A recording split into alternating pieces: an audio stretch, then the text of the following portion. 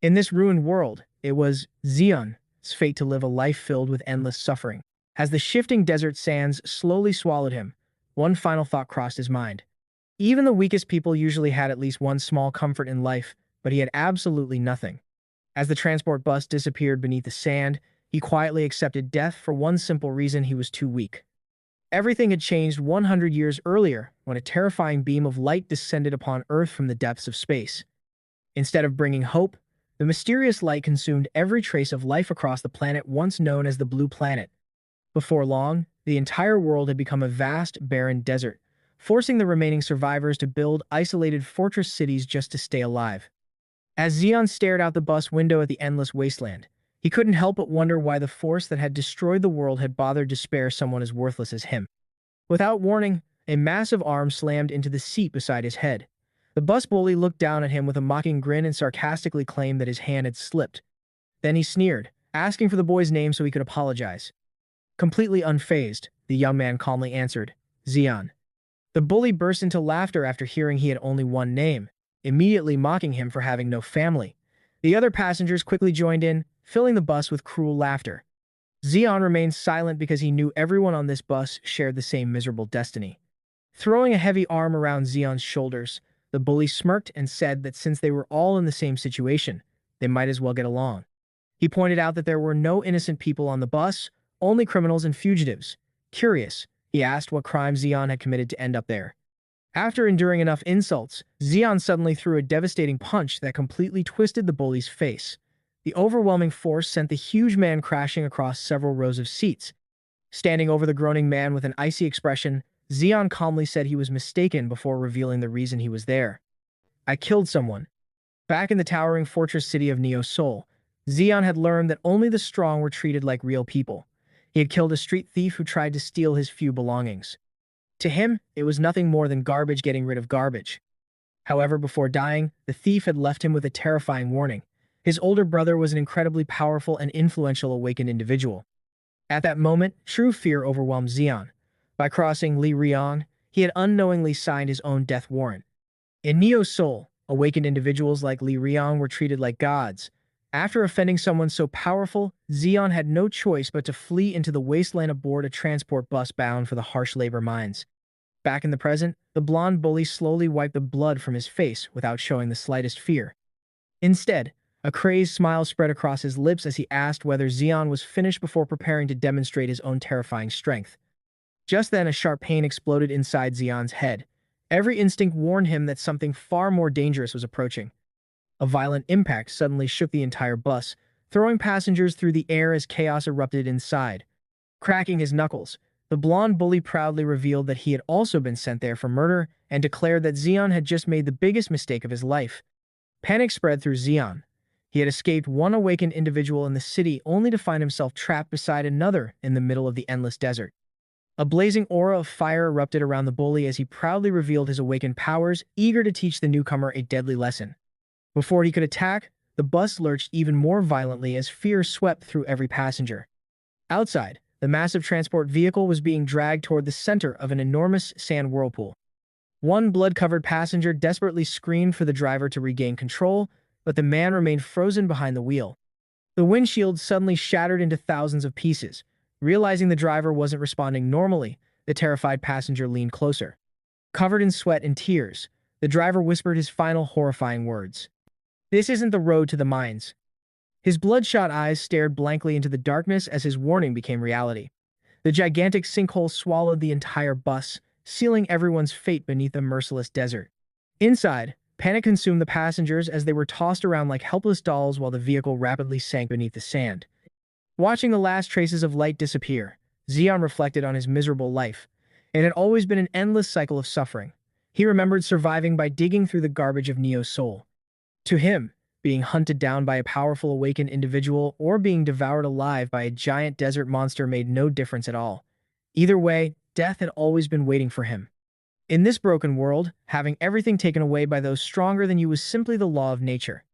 Understanding that better than anyone, Xion watched with an unsettling calm as the sand slowly crept over his face.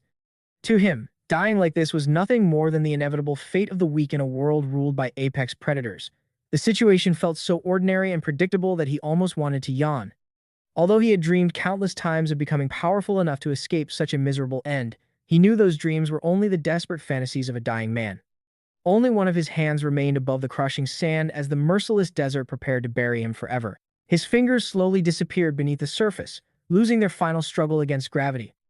The whirlpool swallowed the last remains of the transport bus, and silence once again claimed the endless wasteland. Then everything changed. Xion's eyes flew open, glowing with a brilliant golden light unlike anything ever seen before. A deafening roar burst from his throat as an unknown power exploded from within him. Agonizing heat spread through every part of his body, as though every cell was being reforged. A vision flashed before his eyes. He saw his own skeleton illuminated by streams of overwhelming energy flowing through his bones. It was the awakening of a power that had remained dormant his entire life. As the energy continued to surge, fragments of the ancient world filled his mind. He witnessed the shattered head of the Statue of Liberty, lying abandoned beneath endless dunes, while the Eiffel Tower stood twisted and half buried in the desert. They were silent reminders that even humanity's greatest achievements had been powerless before the wrath of the cosmos. The magnificent cities of the past had become nothing more than rusted skeletons baking beneath the scorching sun. Xion's pupils narrowed as he witnessed the unimaginable scale of the desert that had swallowed the home of billions. Endless waves of sand slowly ground enormous bridges and towering skyscrapers into dust. Clenching his fists, Xion refused to become another forgotten corpse buried within this global graveyard. From the depths of space, Earth was no longer a beautiful blue world. It had become a scarred brown sphere, desperately struggling against complete extinction. Back in the desert, a brilliant flash erupted from Xion's eyes as his newfound power finally stabilized. Driven by pure instinct to survive, he thrust both hands forward and whispered, "Sand Blaster." An explosive torrent of energy burst outward, crashing directly into the colossal sandworm that had been trying to digest him. Holding on to life with everything he had, Xion made a silent promise. He would not die today. Covered from head to toe in the creature's thick blue blood, he slowly rose to his feet. A fierce determination filled his eyes. The weakness that had defined his entire life had vanished. Standing before the enormous dying monster, he felt his heart beating with incredible force while every cell in his body overflowed with violent energy. Looking down at his own hands in disbelief, Xion wondered if this was truly the legendary awakening everyone spoke of. The gigantic sandworm let out one final earth-shaking roar before charging toward him again. This time, Xion didn't run. Though tiny compared to the towering beast, he stood his ground without fear, patiently waiting for the perfect opportunity to strike once more. He shouted at the monster, daring it to finish what it had started. Before the creature could attack, an enormous figure suddenly appeared out of nowhere and shoved Xion aside. "You're in the way." The giant man released a devastating shockwave that sent Xion hurtling across the desert. He crashed hard into the sand and rolled across several dunes before finally coming to a stop. Coughing up blood and sand, Xion struggled to catch his breath, completely stunned by the overwhelming display of power. Wiping the sweat from his forehead, he looked back toward the battlefield and realized just how close he had come to death. More importantly, he understood the terrifying gap between their strength. Blue blood splashed across the desert as a gigantic industrial-sized sword slammed into the sandworm's body. The weapon belonged to Han Yongbum. Xion could only stare in disbelief, wondering what kind of monster this man truly was. Han Yongbum stood silently over the creature's corpse with an intimidating calmness. Resting the enormous sword across his shoulder as though it weighed nothing, he simply ordered his squad to move out. A cloud of dust rose behind them as the group descended the dunes, leaving Xion struggling to comprehend the unbelievable power of elite awakened warriors. As Han Yongbum casually dragged his massive sword through the sand, Xion finally understood what true strength looked like. Suddenly, a cheerful girl with long blue hair appeared beside him without warning. Laughing loudly, she proudly introduced the giant as their captain. Before Xion could react, the girl, Giselle, had already closed the distance between them. Her incredible speed left him speechless. A chill ran through his body as she casually grabbed his arm. Despite her slender frame, her grip possessed overwhelming strength that far exceeded anything he had imagined. Meanwhile, Han Yongbum continued walking ahead with slow, heavy steps, completely unimpressed by his own victory. Giselle laughed playfully, mocking the gigantic sandworm and claiming it hadn't even been worth fighting. The captain let out a tired sigh at his subordinate's boundless energy. In response, Giselle flashed a playful military salute and revealed a mischievous smile, her sharp fang peeking through before effortlessly lifting Xion into the air as though he weighed no more than a sack of potatoes. As the commotion continued, Giselle, lost her balance and tumbled into the sand along with Xian. Groaning in pain, Xian struggled to free himself from her strange grip, but Giselle only laughed harder. With childlike curiosity, she examined his exposed arm, eagerly wondering what rank and ability he possessed. Her bright blue eyes sparkled with excitement. A moment later, her expression shifted to complete surprise. She immediately called out to her captain and pointed towards Xian's forearm. He doesn't have a rank insignia. Everyone turned to look. Xian wasn't even an officially registered awakened. Grinding his teeth in frustration, he felt the humiliation of being treated like an insignificant nuisance, sting far more than any of his physical injuries. Just then, a green-haired soldier shouted anxiously from a nearby military vehicle, warning everyone that the sun was setting. They needed to leave immediately before the deadly desert night took over. Looking at Xian with amused sympathy, Giselle asked Captain Han Yongbum what they should do with him. She pointed out that if they abandoned him there, he would certainly die in the wasteland. Han Yongbum fixed Xian with a calculating gray-eyed stare, silently judging whether the young man was merely a burden or someone with hidden value. Even exhausted, Xian returned the captain's gaze without backing down. He refused to appear weak or pitiful. After a brief silence, Han Yongbum finally gave his order. Throw him into the truck. He was heading to the mines anyway. Giselle cheered happily at the decision before casually tossing Xian into the back of the military vehicle. The engine roared to life, sending a massive cloud of dust into the air as the convoy sped away from the battlefield. Meanwhile, the green-haired driver continued shouting warnings from the front cabin about the countless dangers that emerged after sunset in the desert. Bound tightly among stacks of heavy supply crates, Xian noticed that the military truck provided a much smoother ride than the battered prison bus. Ignoring everything around him, he focused entirely on his own hands. Above his open palm, a tiny spiral of sand slowly began to rotate. Without making a single movement, the sand obeyed his thoughts perfectly. As the vehicle continued deeper into the wasteland, every remaining doubt disappeared. Xian had truly awakened a supernatural power. Sitting quietly in the back of the truck, he stared at his bound hands, while countless questions raced through his mind. He couldn't understand why Giselle had confidently declared that he possessed no rank insignia. Looking more carefully at his forearm, he finally discovered the answer. The insignia was there. Its color, however, was unlike anything he had ever seen. Instead of glowing brightly like every other Awakens mark, his insignia was a deep ochre color, the exact shade of the surrounding desert. It blended perfectly with both his skin and the endless sand, making it almost impossible to notice. Xian recalled everything he knew about the world's ranking system. Generally, the color and brightness of an insignia revealed the nature of an Awaken's abilities. Remembering Giselle's energetic personality, he realized that magic-type Awakened typically possessed vivid blue insignias. Captain Han Yongbum, on the other hand, was clearly a martial combat-type Awakened whose insignia would radiate an intimidating crimson-red glow. As Xian watched streams of sand dance effortlessly between his fingers, he realized his own ability was something entirely different. He had heard rumors of unusual powers before, but no one had ever mentioned an Awakened capable of directly controlling sand.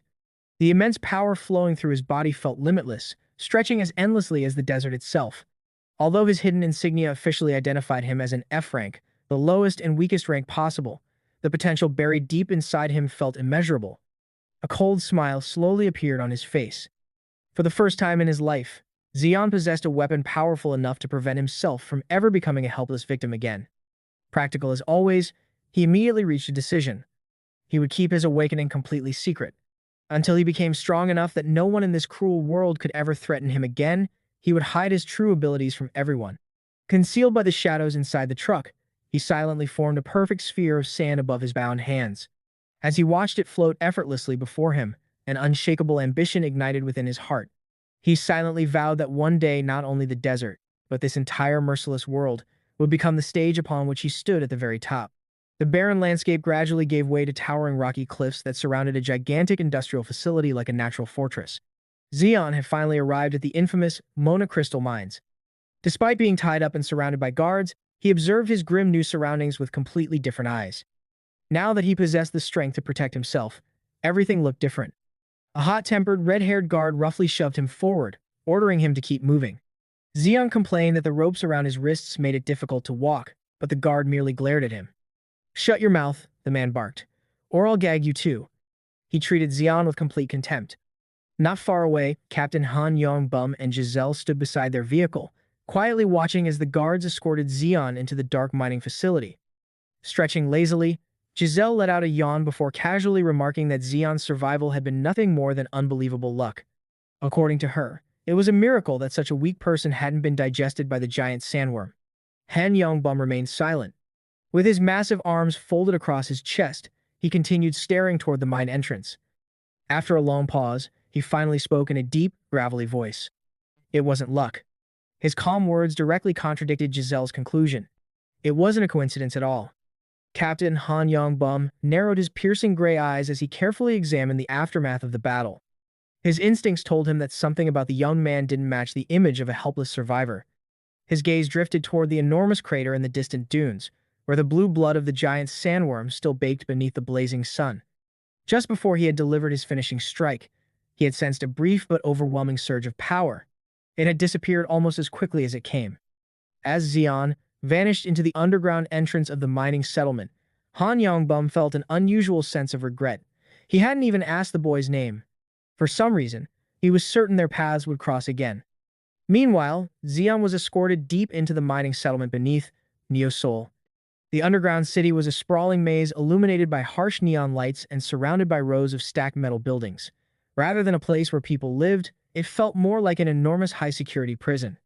Its narrow, dust-filled streets were crowded with desperate and dangerous-looking people. Some drank cheap liquor, while others fought over scraps of food. Crime, poverty, and hopelessness hung heavily in the air.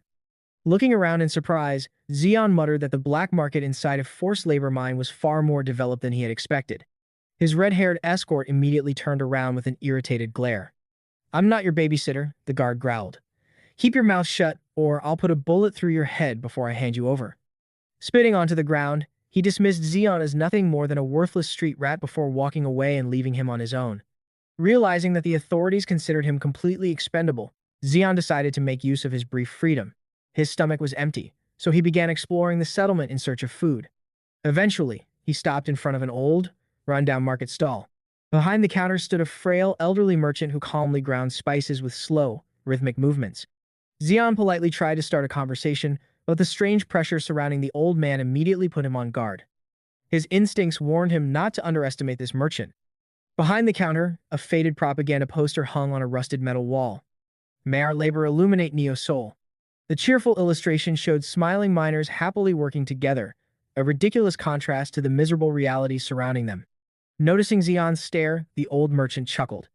"Do you find the government's little drawing inspiring?"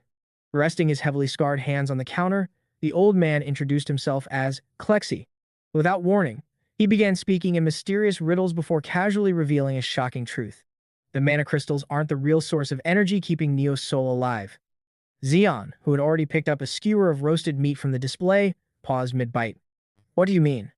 Klexi slowly raised a bony finger and pointed directly at Xian. A sinister smile spread across his wrinkled face. "The truth is much simpler, and far crueler than people believe." He explained that the disposable prisoners sent to the mines weren't merely laborers.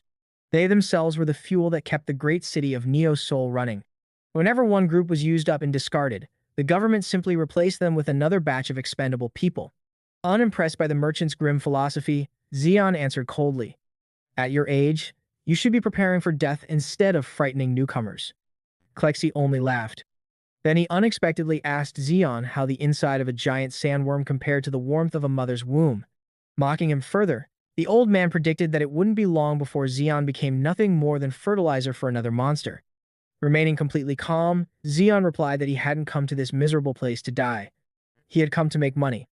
The answer seemed to amuse Klexi. He gestured toward a row of dark metal shelves at the back of the stall. "Then let me show you something interesting." Xian looked over with disappointment. The shelves contained nothing except dusty cardboard boxes and piles of broken, rusted junk. He couldn't understand why the old man considered a mountain of garbage so important.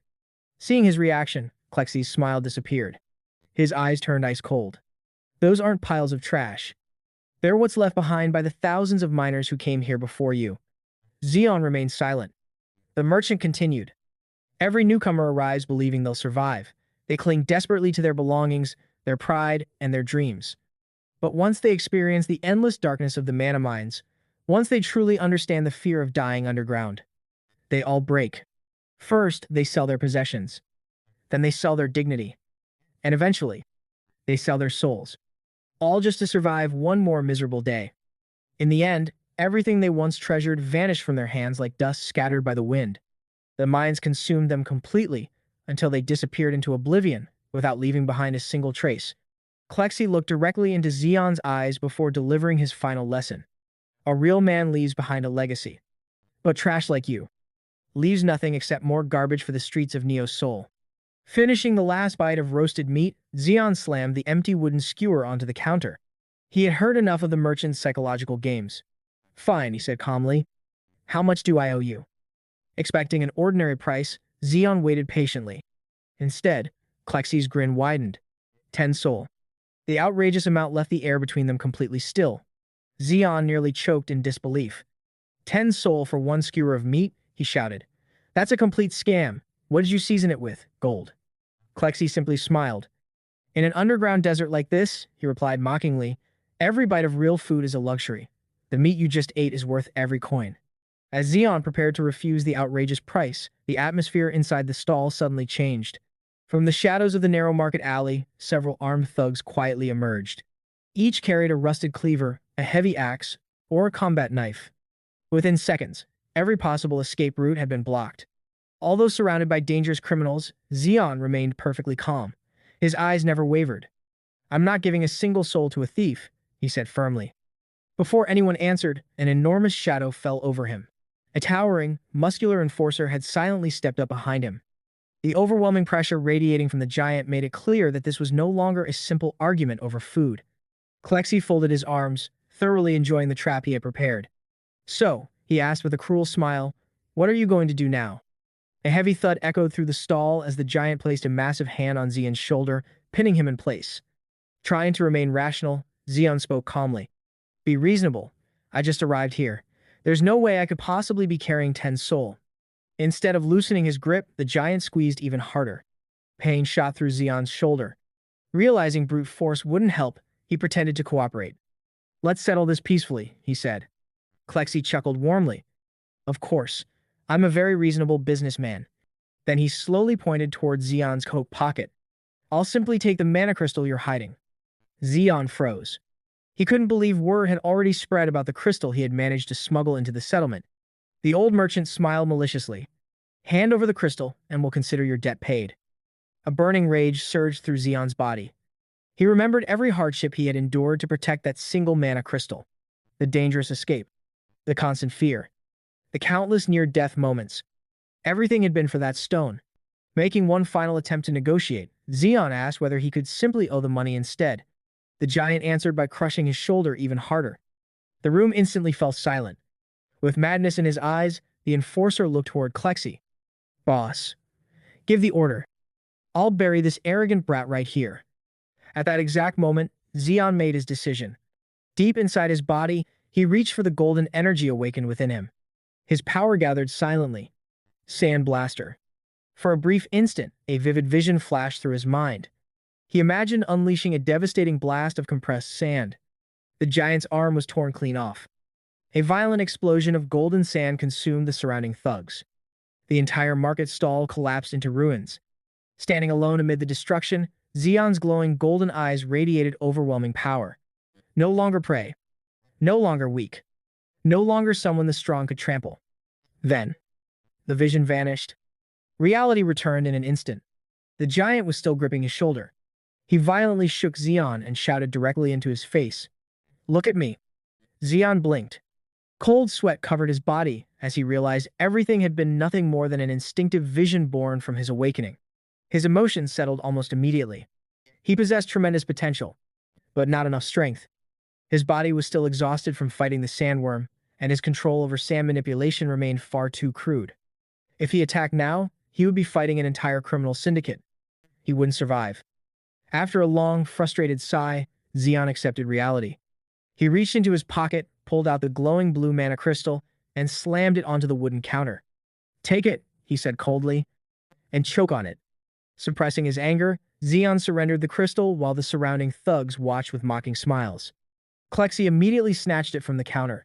For the first time, genuine surprise appeared on his face. Even he hadn't expected a newcomer to possess such a large, high-quality mana crystal.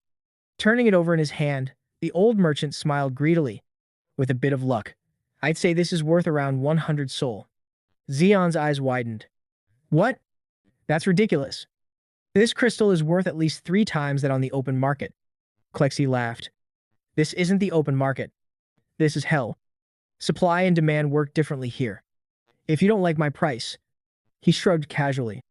You're welcome to head back outside and feed the sandworms. Powerless to challenge him and with no law to protect him, Xion's frustration reached its limit. He slammed his forehead against the wooden counter with a loud crack. His fingernails dug into the wood as he struggled to suppress his fury. Inside his mind, he repeated the same words over and over. Not yet. This isn't the time. A thin stream of blood ran down his forehead as he slowly lifted his head. Instead of anger, an unsettling smile spread across his face.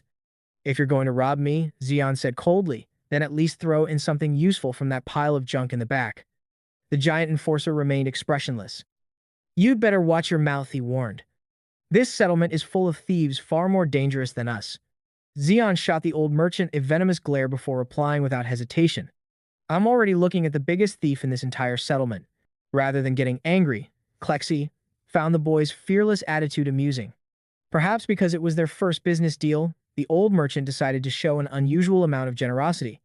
In addition to your 100 sol, he said with a grin, you can choose one item from my personal junk collection. Without another word, Xion turned away from the armed thugs and walked toward the mountain of discarded belongings piled in the back of the shop. The heap was filled with torn cardboard boxes, grease-soaked rags, rusted machine parts, broken tools, and countless worthless scraps. He rummaged through the pile with little enthusiasm. After all, these were nothing more than the abandoned possessions of miners who had failed to survive. From behind the counter, Klexi watched him in complete silence. As he observed the young man, he began to reconsider his first impression. Unlike the other prisoners, whose eyes had long since become empty and lifeless, Xion possessed a strange determination that refused to fade. Then, to Klexi's complete bewilderment, Xion pulled out a ridiculous disguise consisting of oversized plastic glasses, a fake nose, and an oversized bushy mustache. Without changing his expression, he calmly placed the disguise over his bruised and blood-stained face. Klexi couldn't help shaking his head. It's rare to see a condemned man with such a ridiculous sense of humor. Xion ignored the comment. His playful act vanished in an instant. Suddenly, his eyes fixed on something hidden beneath a pile of rusted metal. He froze. Something about the object drew him in immediately. Noticing the sudden change in his expression, Klexi glanced toward the item. That old thing? He asked. It supposedly came from an ancient desert caravan that disappeared ages ago. Still wearing the fake glasses and mustache, Xion carefully lifted the object into the light. It was an ancient hourglass. Its frame was beautifully decorated with intricate carvings, and inside, strange shimmering sand flowed slowly from the upper chamber to the lower one. The moment he touched it, Xion felt an indescribable pull. It was as if the relic itself had been waiting for him. Without taking his eyes off the hourglass, he looked at Klexi. I'll take this. The old merchant laughed. Clearly convinced the boy had absolutely no sense of value, he gave Xion a patronizing pat on the back. Goodbye, rookie. You've got an incredible talent for collecting worthless junk from the streets of Neo Seoul. Carrying his few belongings, Xion quietly left the market. Just before disappearing into the crowded streets, he stopped and looked back. What's your name? The old merchant grinned. Klexi. His raspy voice echoed through the alley as Xion resumed, walking without another glance. I hope I never have to see your wrinkled face again, Xion muttered under his breath. Watching the young man disappear into the darkness of the mining settlement, Klexi quietly chuckled to himself.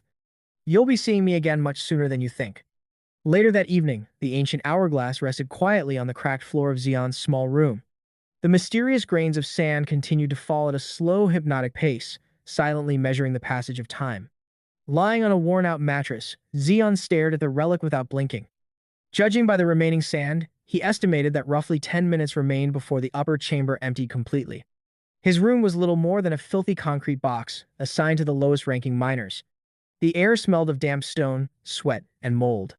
Sitting cross-legged on the floor, Xion closed his eyes. He inhaled deeply before slowly releasing his breath again and again, trying to calm both his exhausted body and his restless mind after surviving his first day in this living nightmare. When he finally opened his eyes, they glowed with a deep amber light. Gripping the ancient hourglass with both hands, he spoke a single command. Move.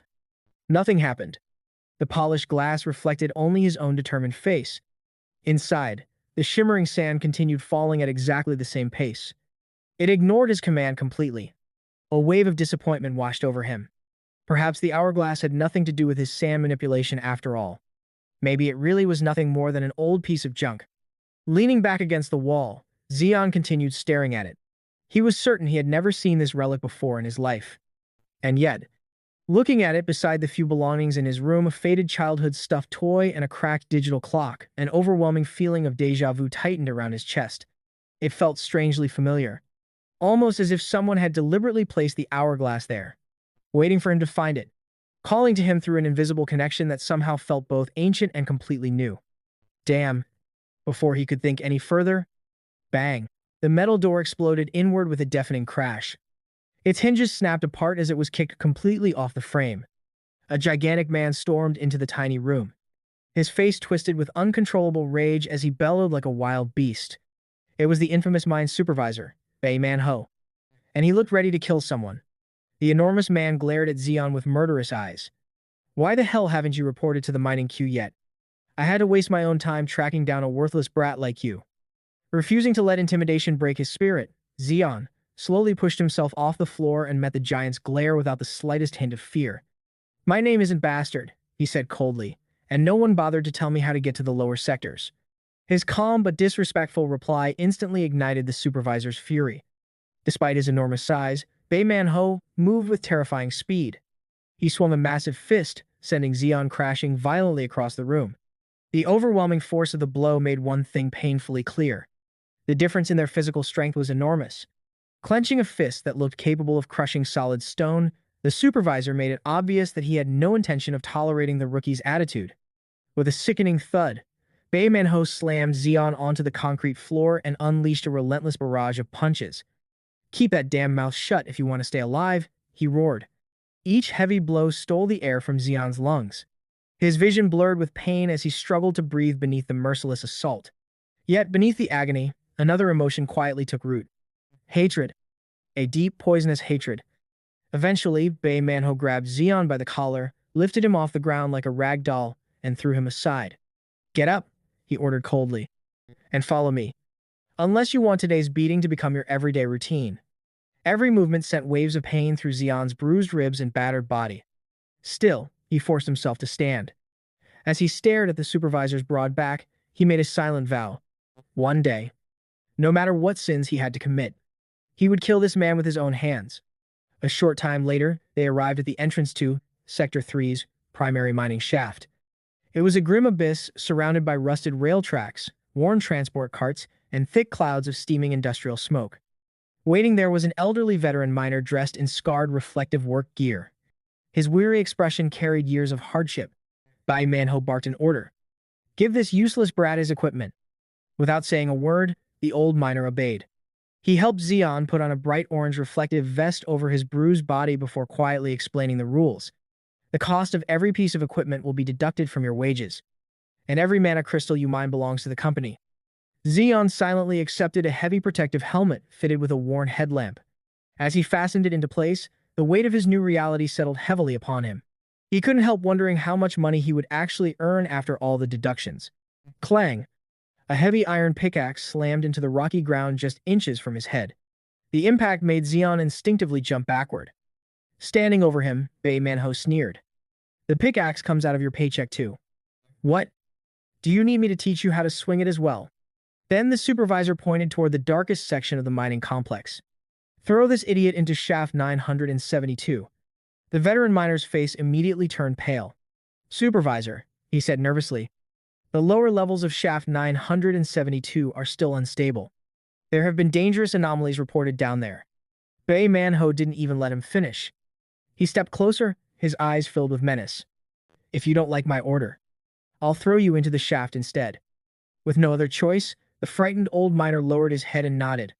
As he escorted Xion toward the massive iron gates leading underground, Bei Manhwa shouted one final warning after them. If you come back without a high-grade mana crystal, I'll rip your throat out myself. Grinding his teeth, Xion muttered a murderous curse beneath his breath. He had heard enough of the supervisor's threats. Together with the veteran miner, he descended deeper beneath the mountain. The tunnels twisted endlessly through the earth. Darkness surrounded them, while thick clouds of dust filled the stale air. As they walked, the old miner quietly explained the true nature of the mines. Far below the surface existed an entire hidden underworld created to keep prisoners under control. Illegal gambling dens, bootleg alcohol, highly addictive drugs. Everything flourished underground, mirroring the corruption of the slums above in Neo Seoul. Eventually, they stepped into an ancient freight elevator. Its rusted metal cage groaned loudly as it carried them farther into the depths. Holding his pickaxe with obvious reluctance, Zeon listened as the veteran revealed the real reason behind Bae Manho's brutality. Apparently, the supervisor had gambled away his entire life savings the previous night. Today's abuse had nothing to do with Zeon personally. He had simply become the unfortunate target for the man's frustration. Zeon let out a bitter sigh. That's unbelievably unfair. My skin's soft enough already. Manual labor is going to destroy my hands. He showed absolutely no enthusiasm for the exhausting work waiting below. With a violent jolt, the elevator finally came to a stop. The doors opened onto a level completely swallowed by darkness. The veteran miner stepped forward. His face remained hidden beneath the shadows of his helmet. In a quiet, chilling voice, he spoke. You won't be worrying about blisters on your hands for very long. As soon as the elevator doors opened, Zeon found himself facing the entrance to a massive cavern. The tunnel ahead was swallowed by an unnatural black mist that drifted silently through the air like living smoke. So, this is the infamous shaft 972, he muttered. Every instinct in his body warned him that something about this place was terribly wrong. Trying to cling to even the smallest bit of hope, Zeon looked at the veteran miner. If I mine enough mana crystals to meet my quota, can I just take the elevator back up? The old man's expression grew hollow. His answer froze Zeon's blood. You're not coming back. His voice carried neither fear nor anger, only resignation. In the last 2 weeks alone, more than a dozen miners have disappeared inside that fog. I personally knew 4 experienced miners who walked into it. They never returned. No one knows what happened to them. Before Zeon could process those words, the elevator gate slammed shut. The rusted cage immediately began rising toward the surface, leaving him completely alone. The veteran miner looked down through the iron bars with eyes filled with pity. I'm sorry, kid. And thank you. Zeon stared upward in confusion. The old man forced a bitter smile. Thank you for taking the assignment. No one else would have entered this death trap. Within moments, the elevator disappeared into the darkness above. Its faint light grew smaller and smaller, until it vanished completely. Absolute silence swallowed the cavern. Panic tightened around Zeon's chest. He shouted desperately toward the ceiling. Don't leave me here. His voice echoed through the endless darkness before fading away. No answer came. The realization finally struck him. He had been abandoned inside a place everyone considered certain death. His fear slowly transformed into burning rage. Grinding his teeth, Zeon cursed Bae Manho and every corrupt official responsible for sending him there. All of this, simply because his supervisor had lost money gambling. Unable to contain his anger, he raised his pickaxe and slammed it against the cavern wall. Clang! The iron head bounced violently off the solid rock. The impact sent a painful shock through both of his arms. The pickaxe slipped from his hands. It flew into the darkness, clattering across the stone floor before disappearing completely from sight. No! Zeon lunged after it. His fingers grasped nothing but empty air. He had just lost his only weapon. Taking several deep breaths, he forced himself to calm down. Panic would only get him killed. Slowly, he began studying the cave around him. Something immediately felt wrong. This wasn't an ordinary mining tunnel. What kind of messed up place is this? The strange mist surrounding his boots wasn't ordinary dust. It shimmered faintly. It was pure mana. The magical energy filling the tunnel was so concentrated that it behaved almost like a liquid. Removing his heavy helmet for a better look, Zeon stared into the darkness. He knew enough about mana to understand how impossible this was. An ordinary person exposed to such overwhelming concentrations of raw mana would suffer fatal mana poisoning within seconds. Just how enormous was the source producing all this energy? Determined to recover his pickaxe, Zeon carefully crawled across the rocky ground. Using the weak light from his headlamp, he searched every corner of the tunnel. Finally, a faint metallic reflection caught his eye. Relief spread across his face as he picked up the tool. Then he frowned. The wooden handle had snapped cleanly in half. The handle's completely broken. He let out a dry laugh. At least I found it. For one brief moment, he thought his luck might finally be improving. The world immediately proved him wrong. Without the slightest warning, the ground beneath his feet collapsed. A gigantic whirlpool of crimson energy burst from below, spinning with terrifying force. Xion's eyes widened in horror. An overwhelming gravitational force seized his body. Before he could react, he was dragged straight into the vortex. He screamed as he plummeted into the endless abyss below. His mind desperately searched for an explanation. Was this some kind of dimensional rift? A hidden magical anomaly? Or something far worse? His helmet and the shattered remains of his pickaxe tumbled alongside him. The beam from his headlamp spun wildly through the darkness, briefly illuminating the broken tool one final time before both disappeared into the endless void. As Xion continued falling, the terrifying feeling of weightlessness shattered his concentration. Memories he had tried to bury deep inside, his heart resurfaced one after another. He saw himself as a starving child. Thin, weak, completely alone. Rain poured from the sky while he lay abandoned in the streets. Passers-by glanced at him without sympathy. A street rat like that won't survive the week. Their cold voices echoed endlessly in his ears. Another memory surfaced. A younger Xion, desperate with hunger, stealing a tiny piece of meat from a market stall just to survive the freezing winter. Instead of mercy, he received a merciless beating from the merchant guild. The blows had nearly broken every bone in his body. Even then, no one came to help him. Back then, Xion's greatest dream had been painfully simple. He wanted nothing more than to live in a world where he never had to suffer the endless torment of hunger again. Another memory surfaced. He saw himself sprinting through the rain-soaked alleyways of Neo's soul, desperately trying to escape a bloodthirsty mob chasing him through the darkness. All he had ever wanted was the same thing every ordinary child dreamed of: a chance to have a future. Instead, a furious voice echoed behind him. "Your miserable life ends here." The hunters closed in as Xion ran for his life. His only wish had been to live without spending every single day fleeing from death. More voices from the past rang through his mind. Bring his head to Li Rion, no matter what. Those words had haunted him ever since. Yet all Xion had ever wanted was an ordinary life. A life where death wasn't constantly waiting around every corner. Such a simple dream had always remained completely out of reach. The painful memories filled his heart with burning hatred. Then, crash. His body slammed violently onto solid ground. Xion gasped awake, desperately drawing in air as he lay sprawled across a cracked, scorching surface. A thick, oppressive haze surrounded him, and every breath burned his lungs. Groaning in pain, he forced himself onto his knees while clutching his throbbing head. His surroundings felt unbearably hot. The suffocating air carried an overwhelming humidity that made breathing almost impossible. As he placed a hand on the ground to steady himself, his fingers came away coated in fine gray powder. His eyes widened. It wasn't dirt. It wasn't stone. It was volcanic ash. Wiping the sweat and blood from his face, Xion slowly lifted his head. The thick smoke finally parted. What he saw left him speechless. If he had truly fallen through some kind of spatial rift beneath the mana mine, then there was only one possible explanation. Stretching endlessly before him lay a nightmarish volcanic world. Massive rivers of molten lava flowed through the cavern. Boiling magma lakes glowed like miniature suns.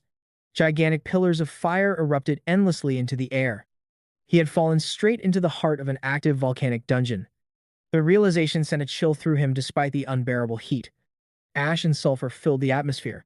Looking down at his hands, Xion noticed bright orange sparks dancing across his skin. The surrounding temperature was so intense that his body was literally beginning to burn. A cry of pain escaped his lips. Without thinking, survival instinct took over. He sprinted away from the exposed magma vents as fast as he could. Only after reaching the shelter of a massive basalt boulder did he finally stop to catch his breath. His chest rose and fell violently. This wasn't an illusion. It wasn't a nightmare. This was reality. He was trapped inside a volcanic dungeon. Looking at his palms, now stained black with volcanic ash, Xion immediately understood another terrifying truth. If he remained in this poisonous environment much longer, the sulfurous gas would destroy his lungs before the heat killed him. He tightened the straps on his heavy boots. Every instinct told him that a single mistake here would mean instant death. Tearing a strip of cloth from his shirt, he wrapped it tightly around his nose and mouth to filter the ash-filled air. His expression gradually hardened. Panic would accomplish nothing. He needed a plan. Scanning the landscape, his eyes eventually settled on an enormous mountain towering over the volcanic wasteland. Streams of glowing magma cascaded down its jagged slopes. It was clearly the highest point inside the cavern, and perhaps his only chance to escape. After carefully confirming that no monsters were nearby, Xeon took one long, painful breath. Then he ran. Every ounce of strength remaining in his battered body exploded into motion. Each stride sent clouds of volcanic ash flying into the air behind him. To silence the fear threatening to consume him, he shouted at the top of his lungs. I'm Xeon. I refuse to die like this. Gathering every bit of momentum he could, he leaped across a massive crack splitting the burning earth. His boots barely touched the opposite side. The fragile ground immediately collapsed beneath him. His heart nearly stopped. The earth crumbled away, revealing a bottomless sea of molten fire below. Instinctively, he reached out. His fingers scraped desperately against the jagged cliffside, searching for anything solid. For one terrifying moment, nothing. Then, his hand caught a narrow, rocky ledge. Using every ounce of strength left in his exhausted body, Xeon swung himself sideways.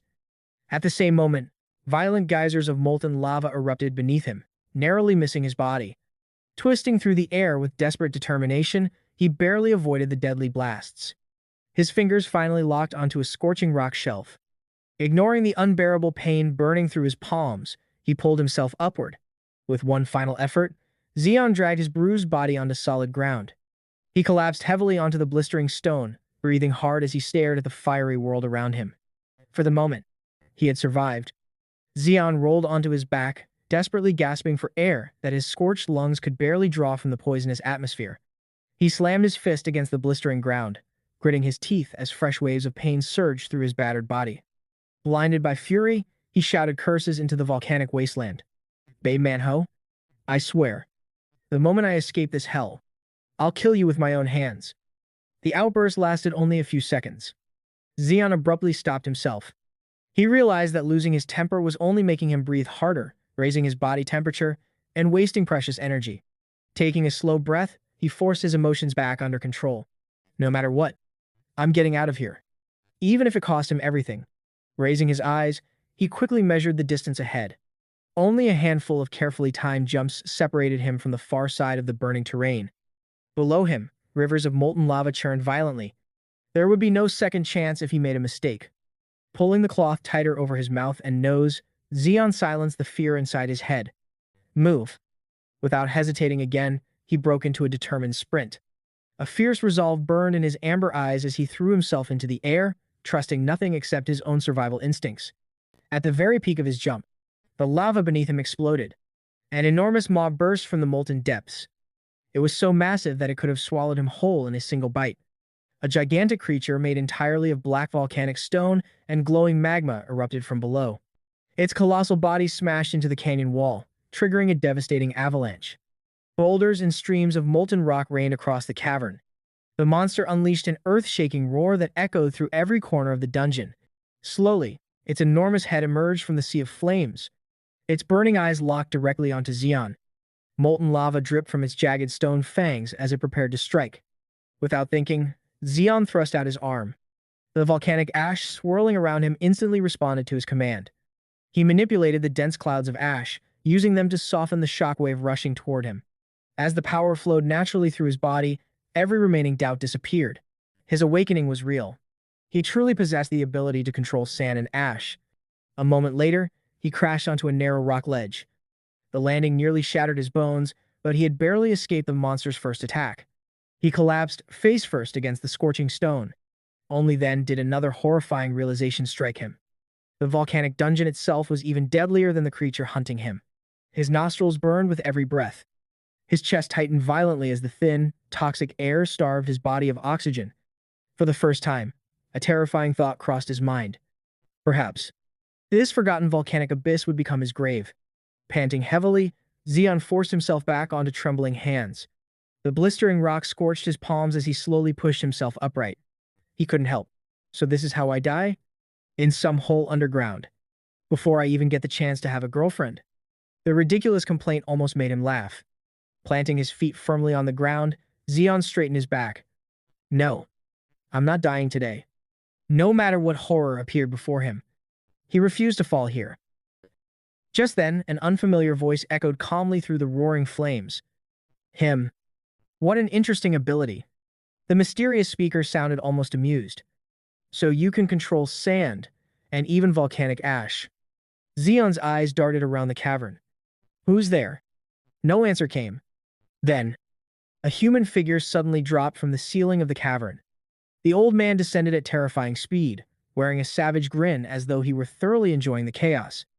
Xion finally saw him clearly. The old man possessed long silver hair that flowed behind him like a mane. His crimson-red eyes glowed with terrifying intensity. They were the eyes of someone who had survived countless battles.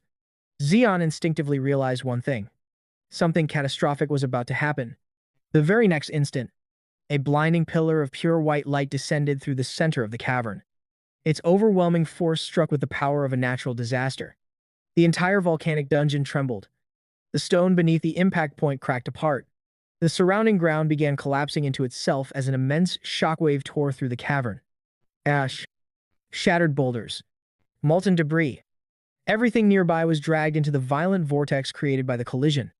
Even Xion was hurled through the air by the overwhelming force, completely powerless before the unimaginable clash unfolding before his eyes. The overwhelming pressure alone forced Xion to let out a scream of agony. Clutching his head, he dropped to one knee as his eardrums threatened to burst beneath the deafening shockwave. When the towering cloud of dust finally began to settle, Xion slowly pushed himself to his feet. Blinking away the grit in his eyes, he looked toward the battlefield. The magma beast had been completely annihilated. Standing before its shattered remains was the mysterious silver-haired warrior. The old man remained perfectly still. Not a scratch marked his body. Not even his clothes had been damaged. Xion understood immediately. This man wasn't an ordinary awakened. He existed on an entirely different level. The stranger slowly turned his head. His crimson eyes met Xion's. The piercing gaze felt as though it were looking straight through his soul. Wrapped in his suffocating crimson aura, the old man took a single step forward. The stone beneath his feet shattered with every movement. In a booming voice that echoed throughout the cavern, he demanded, "Who are you?" Frozen by the overwhelming pressure, Xion couldn't answer. He simply stared back in terror. A chilling smile spread across the old man's face. "Answer me, before I finish counting to 3. Without waiting for a response, he began the countdown. 3. The single word echoed through the cavern like a death sentence. 2. The pressure multiplied instantly. The air itself became too heavy to breathe. Reflected in Xion's trembling eyes was the figure of the old man, ready to strike the moment his patience ran out. One final time, the stranger asked, "Are you going to stay silent?" Xion's lips trembled. His mind had gone blank beneath the overwhelming bloodlust pouring from the old man. Growing impatient, the silver-haired warrior raised a finger toward him. Just as he was about to attack, he noticed something. Xion's hearing was finally beginning to recover after the devastating shockwave. His expression turned ice cold. Die. That single word froze the blood in Xion's veins. His body finally broke free of its paralysis. "Wait! Please! I'm Xion." He shouted his name at the top of his lungs, desperately trying to stop the attack. The old man paused. Then he chuckled. "What a fool." Xion glared back, torn between fear and resentment. Suddenly, the air around them distorted. Dense crimson energy enveloped both of their bodies. The stranger folded his arms. "My name is Thier." Xion blinked in confusion. The abrupt introduction left him completely speechless. Rubbing his aching temples, he frowned. "Why do you keep calling me a fool? And why do you keep trying to kill me?" The old man, also known as Day Odin, looked down at him with equal parts pity and contempt. Then he began explaining the truth. Xion listened carefully. Although he was grateful the old man had saved his life, the man's brutal attitude continued to irritate him. Day Odin explained that they had both fallen into a phenomenon known as a Desner.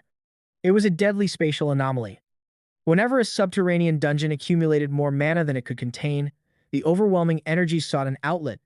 The excess mana ripped open localized spatial rifts that dragged everything nearby into another location.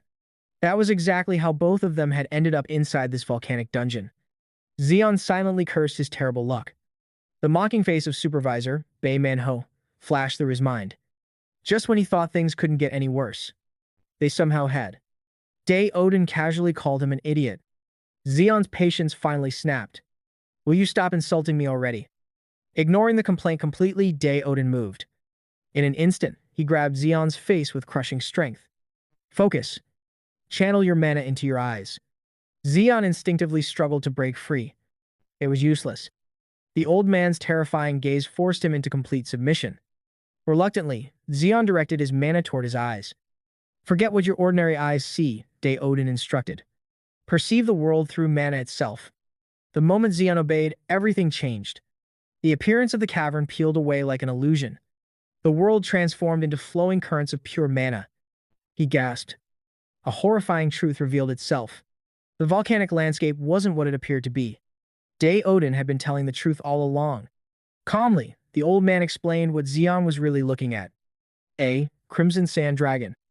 An apex predator capable of concealing itself through advanced supernatural camouflage. Its ability was so perfect that its prey never realized it was being hunted until it was already too late. A cold chill ran through Zeon's body.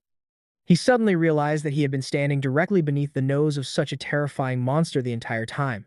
Without sensing even the slightest trace of hostility, Zeon realized one terrifying truth. If this strange old warrior hadn't intervened when he did, Zeon would already be nothing more than a corpse inside the monster's stomach. Relief and frustration mixed in his eyes. In only a few minutes, the old man had already saved his life twice. Staring at him intently, Zeon couldn't help but wonder what kind of godlike power was hidden beneath the elder's wild, unkempt appearance. Gathering his courage, he finally asked, "Who are you, really?" The old man frowned impatiently. "I already told you. My name is Day Odin." Zeon finally lost his patience. "That's not what I meant. Who are you to possess power like this? And where exactly are we?" The silver-haired warrior didn't react in the slightest. His expression remained perfectly calm. "You're inside a living dungeon." He spoke as if stating an obvious fact. "And this place is my personal hunting ground." A savage laugh echoed throughout the volcanic cavern. Then he looked directly at Zeon. "If those newly awakened eyes of yours are real, stop relying on others. Learn to see the truth yourself." At last, the old man gave his proper introduction. "My name is Crayon." His dark cloak billowed behind him, making it clear that he was far more than an ordinary elder. Without another word, boom! An explosion of concentrated energy slammed into the rocky ground. A torrent of blazing white flames erupted in every direction. Zeon instinctively covered his ears and cried out in pain as the overwhelming shockwave nearly ruptured his hearing again. When the smoke began to clear, he looked up in disbelief. He couldn't understand what the old man was trying to accomplish. Then the answer came. From the ceiling of the cavern, a massive flock of fiery monsters descended. Dozens of flaming birds dove toward him like living meteors. For a brief instant, Zeon froze. The blazing creatures surrounded him from every direction. He instantly realized he was facing certain death. Crayon's voice thundered across the battlefield. "If you truly deserve to be called awakened, then survive. I'm not helping you." The firebirds accelerated. They moved so quickly that they became little more than streaks of light. Zeon cursed the old man under his breath. What kind of insane training is this? Grinding his teeth, he tried to assume a defensive fighting stance. It was pointless. The monsters were simply too fast.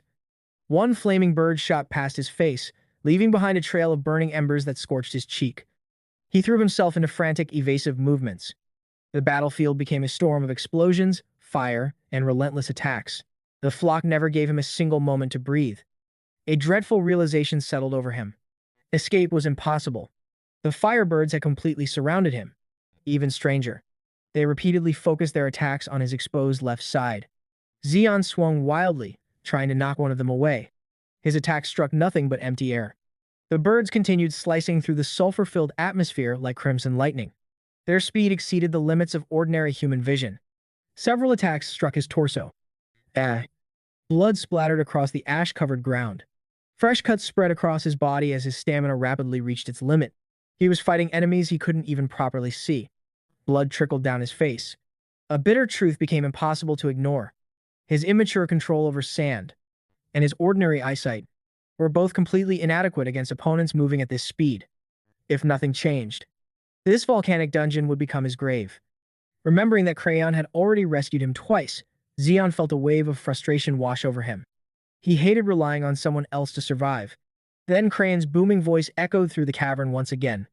"So, are you planning to die without putting up a fight?" The old man pointed at him with complete contempt. "You pathetic brat. You don't even understand your own power." Zeon's ears rang painfully. Blood slowly began flowing from the corners of his strained eyes. Ignoring the agony, he focused on a single thought. "I have to see them, no matter what." As the firebirds continued tearing into his body, Xeon forced his mind into complete concentration. Covering his face with both forearms, he desperately searched for another way to perceive his enemies. Xeon focused with everything he had. The strain was so intense it felt as though his mind would split apart. Then, his left eye burst with brilliant golden light. A thin stream of blood ran down his cheek. For the first time, he truly began to sense mana. The moment his perception changed, everything became clearer. One of the flaming birds darted toward him. This time, Xeon reacted instantly. His counterattack landed with flawless precision. He stared in disbelief. It wasn't that the firebird had slowed down. He had finally learned to predict its movements through the flow of mana. As he narrowly avoided another deadly strike, a thought crossed his mind. Had Crayon planned all of this from the very beginning? Had the old man deliberately thrown him into this life-or-death battle to force his instincts to evolve? Before he could think any further, the cavern trembled. An enormous shadow emerged from the darkness. A monster, far larger than anything Xeon had seen before, revealed itself. His jaw dropped. The true terror of the volcanic dungeon had finally appeared. Instead of retreating, Crayon burst into laughter. It's been a long time since I've had this much fun. Without hesitation, he launched himself directly at the gigantic beast. The collision shook the entire dungeon. A towering pillar of blinding light and molten fire erupted into the air. The ground cracked apart beneath the overwhelming force. The cavern itself seemed ready to collapse. A bloodthirsty grin spread across Crayon's face. Come on, fight harder. Completely intoxicated by the thrill of battle, he hurled himself into the fiery abyss where the massive crimson drake awaited him. The legendary beast roared as Crayon descended from above. He crashed onto its enormous back with enough force to shatter mountains. His heavy boots slammed into the creature's rocky scales with devastating power. The drake staggered beneath the impact. Seeing that the monster could barely withstand a single strike, Crayon clicked his tongue in disappointment. What a letdown. Standing proudly with his massive sword resting on his shoulder, his expression turned cold. To someone like him, a fearsome B-rank dungeon boss was nothing more than a warm-up. Moments later, Crayon casually turned his back on the twitching body of the fallen drake. He walked away as though he had merely finished a leisurely stroll. I'm only just getting warmed up. There aren't any decent monsters left in this world. Watching from a distance, blood still drying across his bruised face, Xeon could only stare in disbelief. The old man actually sounded disappointed after effortlessly slaughtering such terrifying creatures. He had never seen anyone this absurdly powerful. His eyes drifted toward the smoking crater and the shattered remains of the monsters. The sheer destruction left him speechless. Letting out a nervous laugh, Xeon looked around cautiously. So, is the nightmare finally over? He silently prayed that nothing else would crawl out of the smoke. Then, every instinct in his body screamed. His heart lurched violently. The color drained from his face. Something far worse was approaching. A deafening roar exploded throughout the cavern. The shockwave shook the dungeon's very foundations. Even the air itself seemed to crack beneath the overwhelming pressure. Xeon gritted his teeth and struggled to remain standing. His legs trembled uncontrollably. The roar was so powerful that he could feel his internal organs vibrating inside his body. Unable to endure the pressure, he collapsed onto the ash-covered ground. Blood rushed to his throat as he vomited violently. His body refused to move. Nearby, Crayon remained perfectly calm. The final boss. His voice carried no fear, only excitement. A gigantic paw, larger than an entire building, crashed onto the shattered battlefield. Its rocky hide pulsed with rivers of molten magma. Crayon calmly explained. Every high-tier Calabaz possesses a single core. It is the source of all its power. From a vortex of deep blue flames and endless darkness, an enormous silhouette slowly emerged. The very creature Crayon had entered this dungeon to hunt. Seeing its unbelievable size, Xeon began hyperventilating. His mind struggled to comprehend the colossal monster standing before them. In contrast, Crayon burst into booming laughter. A wide grin spread across his face. Finally, you've decided to show yourself. The magnificent, crimson Rex rose completely from the sea of flames. Blue fire engulfed its colossal body, illuminating the entire cavern. Compared to the towering titan, the two humans looked no larger than insects. The creature loomed above them like a living mountain wrapped in blazing fire. Swallowing hard, Xeon asked, Is that a dragon? Crayon shook his head. No. It's a high-tier drake. And one of the strongest creatures you'll ever see. At the very least, this creature was an overwhelming B-rank threat. A dense sphere of brilliant blue mana shone intensely inside the beast's mouth, proving it was far from an ordinary monster. Sion immediately sensed the strange flow of magical energy surrounding the giant creature. To his horror, he realized the drake had wrapped its entire body in a powerful magical barrier that was nearly impossible to penetrate. Crayon casually patted the boy's head, genuinely impressed that a broken Lichiato like him possessed enough knowledge to recognize such an advanced defensive spell. Sion quickly explained that he had read many books describing the unique evolutionary abilities of B-rank monsters.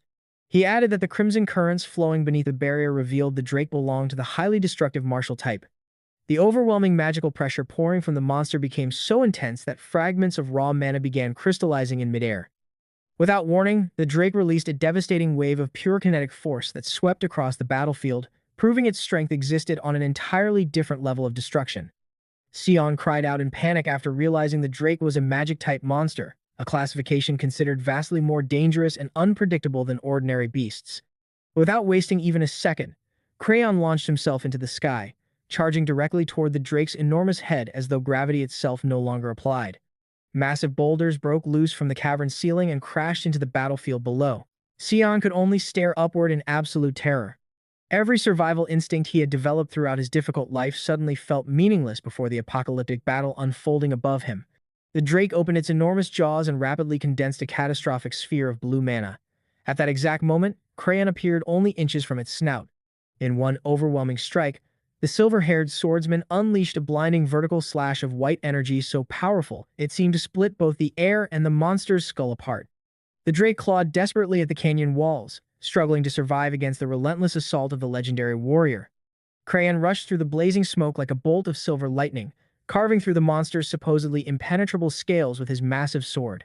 Roaring with excitement, the old warrior continued pressing the attack, enjoying every moment of the deadly battle. The colossal drake desperately gathered magical energy inside its mouth once again, preparing to completely obliterate the fearless human hovering before it.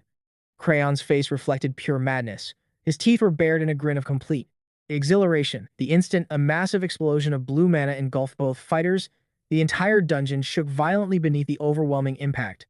Even within the blazing flames, the old man's laughter echoed across the battlefield. He mocked the drake, asking whether the attack had actually hurt, before ridiculing the monster's suffering. Tightening his grip on his enormous sword, Crayon declared that he would personally bring an end to the beast's misery. The battlefield had become a wasteland filled with shattered rock and unstable magical energy. Crayon coldly announced that this day would become the drake's funeral. Lying helplessly among the broken stones, Sion wept in absolute terror. Caught in the middle of a clash between monsters far beyond his understanding, he could only think that today would probably become his own funeral as well. The dying drake began firing devastating blasts of magic wildly in every direction. Sion desperately fled across the collapsing battlefield, shouting in panic that they should stop fighting and simply settle their differences through conversation like civilized people. A massive explosion erupted only inches away from him, blasting him violently through the air. The fragile stone beneath his feet shattered instantly, leaving nothing to support him. Sion plunged straight into the seemingly bottomless chasm below, screaming in agony as the glowing battlefield rapidly disappeared above him. For a brief moment, even his heavy combat boots seemed to hang suspended in the empty air before following him downward. He could hardly believe that the shockwaves from their battle alone had thrown his life into complete disaster. Clenching his teeth, he looked upward with a mixture of helplessness and overwhelming fear at the unimaginable scale of destruction. Meanwhile, Crayon appeared completely at home amid the chaos. Laughing wildly, he declared how entertaining the battle had become. The ancient warrior clung tightly to the thrashing drake's head as though riding an amusement attraction, shouting his fearless challenge directly into the monster's fading eyes. Their apocalyptic clash triggered one final explosion of fire and magical energy that illuminated the entire cavern, transforming the underground chamber into a living hell. Sion desperately struggled to keep his balance on a violently shaking slab of rock while countless stray beams of magical energy swept through the cavern from every direction. Sion's pupils widened in sheer panic as he realized the narrow ledge beneath his feet had finally given way under the overwhelming force of the battle. He barely managed to mutter one final curse before terror completely consumed him. The young fighter disappeared into the darkness of a deep, jagged fissure that stretched into the dungeon's depths. His battered body slammed repeatedly against the icy stone walls as he fell uncontrollably into the unknown. After plummeting through the narrow tunnel at terrifying speed, Sion was suddenly hurled into a vast underground cavern. Drops of his own blood drifted weightlessly before his eyes as he stared in disbelief, fully aware that his life was hanging by the thinnest possible thread. Reflected in his wide eyes was the fading chaos of the enormous battle above. His mind struggled to comprehend everything that had happened over the last few minutes. As he continued falling headfirst into the endless abyss, Sion could still see the distant figures of Crayon and the Crimson Drake locked in their relentless fight, neither of them paying the slightest attention to his descent. Crayon laughed directly at the wounded Crimson Drake, taunting it by asking whether this pitiful display was truly the full strength of a legendary dungeon boss. The monster had been completely cornered, and the old swordsman mocked it mercilessly, declaring that such a weak creature was unworthy of carrying the title of boss. The ancient drake refused to accept defeat. Gathering an unprecedented amount of magical energy inside its throat, it prepared one final desperate attack. Rather than feeling intimidated, Crayon smiled with genuine excitement. He praised the beast for revealing one last surprise before its death. The drake unleashed a concentrated beam of pure energy that tore through the darkness of the cavern. The impact triggered a devastating explosion that shook every corner of the underground world. Certain that the human had been completely vaporized, the enormous monster searched through the thick smoke. "Are you looking for me?" Crayon's booming voice echoed through the darkness before he suddenly appeared directly above the drake's head. His massive sword began radiating a brilliant crimson aura. The moment the drake sensed the overwhelming killing intent, it let out a desperate roar, fully aware that death had finally arrived. Crayon calmly revealed that he had spent an entire year tracking the monster across the scorching outer desert, all to corner it inside this dungeon. Everything that had happened was for one purpose alone: to strengthen his legendary sword, Templar, an ancient blade that happened to share the same name as its owner.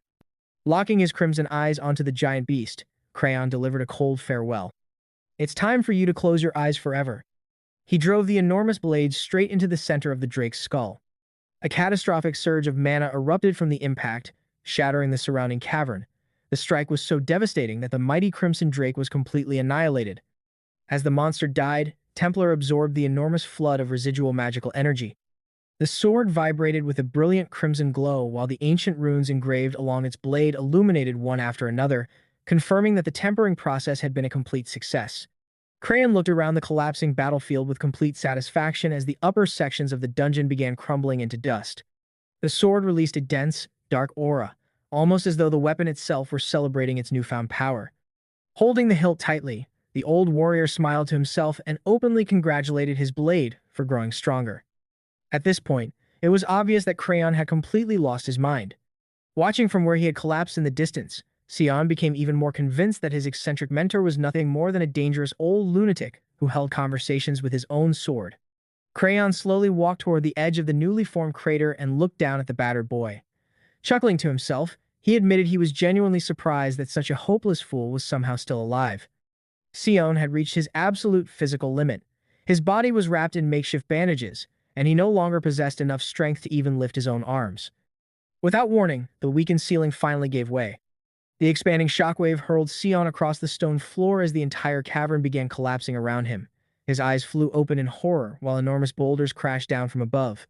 He instinctively covered his ears, trying to protect himself from the deafening roar of the collapse as shattered rocks flew violently through the air. With nothing else he could do, Sion simply prayed that he wouldn't be crushed beneath the falling debris. He rolled helplessly across the jagged ground, completely at the mercy of gravity and the violent forces tearing the chamber apart. Barely able to breathe, he found himself covered from head to toe in thick volcanic dust. After several agonizing moments, Sion slowly realized that, through nothing short of a miracle, he had somehow survived. Crayon casually approached with his usual calm expression and remarked that being caught in the shockwaves of his attacks had apparently done wonders for improving the boy's painfully slow reflexes. Crayon grabbed Sion by the collar without the slightest hesitation, lifting him into the air as though he weighed nothing more than a discarded rag. In a calm voice, he warned that the entire dungeon would soon collapse into solid rock. Completely drained and terrified, Sion could only weakly ask why the old man insisted on carrying him in such a humiliating way. Crayon's only reply was a loud, unhinged laugh that echoed through the crumbling tunnels. "Goodbye, you hopeless idiot." With that, the silver-haired warrior hurled Sion directly into a shimmering dimensional rift that had opened within the collapsing rock. As he flew through the air, Sion shouted every insult he could think of at the old tyrant. A moment later, the unstable portal violently expelled him into the middle of an endless desert. He crashed face first into the scorching sand, swallowing a mouthful of grit. Groaning, he forced himself upright, spit out the dirt, and demanded to know where they were. Crayon answered casually that they had finally escaped the dungeon. For a brief moment, the old man's carefree attitude disappeared. His expression turned unusually serious as he instructed Sion to listen carefully. He explained that he needed Sion's unique ability to control volcanic sand and ash. However, he bluntly admitted that the boy was currently far too weak to be of any real use. Pointing toward the endless desert stretching across the horizon, Crayon presented him with a choice. Sion could return to his dull, hopeless life in the slums of Neo's soul, or he could embrace a far greater destiny. Looking directly into the young man's eyes, Crayon asked whether he was willing to follow him, abandon his life as a powerless nobody, and forge himself into someone truly extraordinary. Caught completely off guard, Sion hesitated before asking how long such training would last. Crayon simply shrugged. I have no idea. It could take a few months, several years, or even decades. Regardless of the time required, the decision had to be made immediately. The choices before Sion were simple. He could return to the familiar misery of his old life, or gamble everything on a brutal path where the odds of failure were overwhelming. As swirling currents of desert sand circled around his feet, Sion became convinced that if he followed this terrifying old warrior, he would one day become the strongest fighter alive. Crayon stared at him with a grim smile. That confidence will be exactly why you'll someday experience unbearable regret. Without giving Sion even a moment to think about those ominous words, the silver-haired veteran turned around and began walking at an unforgiving pace, ordering the boy to keep up. Their journey had only just begun. The pair marched beneath a merciless desert sun that blazed overhead without mercy. Endless dunes stretched toward the horizon in every direction, making the wasteland seem infinite. Only a few hours had passed before Sion was already gasping for breath. His lips cracked from dehydration as he begged Crayon to slow down. After 6 continuous hours of marching across the shifting dunes, Sion stood on the verge of complete physical collapse, pleading for just a single moment to rest. Crayon never even acknowledged him. He continued forward with the steady determination of a machine, completely ignoring every desperate complaint. Unable to hold back any longer, Sion exploded in frustration. He couldn't understand how the old man's personality could change so drastically from one moment to the next. The desert heat was almost unbearable. Sion estimated that the temperature had to be at least 50 degrees Celsius. Every step into the loose sand felt like walking across burning coals, and the scorching ground seemed determined to consume what little strength he had left. Just as Sion believed he could not take another step, Crayon suddenly stopped. Turning back with obvious disappointment, the old man called him an idiot and declared that he wasn't even using 1% of his true awakened abilities. He explained that it was downright embarrassing for someone blessed with the power to control sand to struggle with something as simple as walking across it. Sion immediately argued back, shouting that he had only recently awakened his powers and that manipulating an element was far more difficult than Crayon made it sound. Crayon simply narrowed his eyes with cold contempt. And why should that matter? Trying to defend himself, Sion explained that he was officially ranked as nothing more than a bottom-tier F-rank awakened. Sion argued that he wasn't some high-ranking monster capable of defying the laws of nature like the old man. At those words, Crayon finally lost what little patience he had left. Shut your mouth and stop spouting such cowardly nonsense. In an instant, he grabbed Sion by the collar and effortlessly lifted him off the ground with terrifying strength. Do you honestly think anyone is born as a legendary S-rank? The old warrior growled, his face only inches away from Sion's terrified eyes. He continued by saying that, from the perspective of most people, a street orphan like Sion was already incredibly fortunate simply because he had awakened an elemental manipulation ability. Those blunt words left Sion speechless. He couldn't understand how anyone could consider him lucky. Crayon casually dropped him back onto the scorching sand and ordered him to stop complaining. Instead of making excuses, he needed to start thinking about how to use his unique abilities effectively. Sion remained seated in the sand, staring silently at his trembling hands as he replayed the old man's harsh lecture in his mind. Crayon made one thing perfectly clear. If Sion wanted to grow stronger, he would have to rely on his own intelligence, push beyond his physical limits, and discover his own path. Before Sion even had a chance to stand up, Crayon grabbed him by the collar again, this time even more roughly than before. He warned that if Sion failed to awaken his survival instincts, the unforgiving desert would gladly claim his life. Barely able to breathe, Sion desperately begged the old man to let him go. Refusing to give in, Sion forced himself to concentrate. He directed every remaining trace of mana into the shifting sand beneath his boots. The ground responded instantly. Towering spikes of compacted sand erupted violently from the desert in every direction, piercing the empty air. Watching the sudden display, Crayon slowly nodded. So the brat does have some potential. Sion quickly measured the limits of his newly awakened power. he realized he could only manipulate sand within a radius of about 5 meters. It wasn't much, but for now, it would have to be enough. His greatest problem was obvious. Every step caused his heavy boots to sink into the loose sand, wasting enormous amounts of energy. If he could solve that single issue, traveling through the desert would become much easier. A sudden idea flashed through his mind. What if he compressed the sand beneath his feet with mana until it became as solid as stone? Without hesitation, he tested the theory. It worked perfectly. Sion immediately began running and leaping across the dunes with incredible ease, almost as though he were floating across the desert. Unfortunately, his excitement didn't last long. He quickly realized that continuously hardening the sand consumed an enormous amount of mana, making the technique impossible to maintain for long periods. Recognizing the flaw, he immediately adjusted his approach. Rather than reinforcing the ground beneath him, he redirected his mana into his own leg muscles, using it to increase the force of each step. The improvement was immediate. Crossing the scorching desert suddenly became far easier. Crayon watched every experiment in complete silence. A faint, knowing smile appeared on his face as he quietly remarked to himself about the incredible resilience that only youth could possess. Despite repeated failures, awkward movements, and countless falls, Sion refused to give up. To Crayon, that stubborn determination was the greatest advantage of being young. Although Sion was officially classified as an F-rank awakened, the old warrior silently admitted that the boy's instinctive control over mana had already reached the level of an E-rank or perhaps even a C-rank hunter. Then, through sheer persistence, Sion finally achieved a breakthrough. He discovered the perfect balance, using only the smallest possible amount of mana to manipulate the thin layer of sand directly beneath his feet. His movements immediately became smooth and effortless. Unable to contain his excitement, Sion proudly ran circles around Crayon while shouting for the old man to watch. He boasted that he had finally mastered the technique, laughing as he effortlessly glided across the sand. His confidence quickly turned into arrogance. Grinning smugly, Sion teased Crayon, asking whether an old man like him could ever perform such a refined technique with the same level of precision. His pride reached its peak. Unfortunately for him, arrogance was immediately punished. Before Sion could even finish his sentence, Crayon struck him hard on the back of the head. The powerful blow sent the young man flying face first into the scorching desert sand. Crayon looked down at Sion lying in the sand, clearly irritated by the boy's pointless excitement.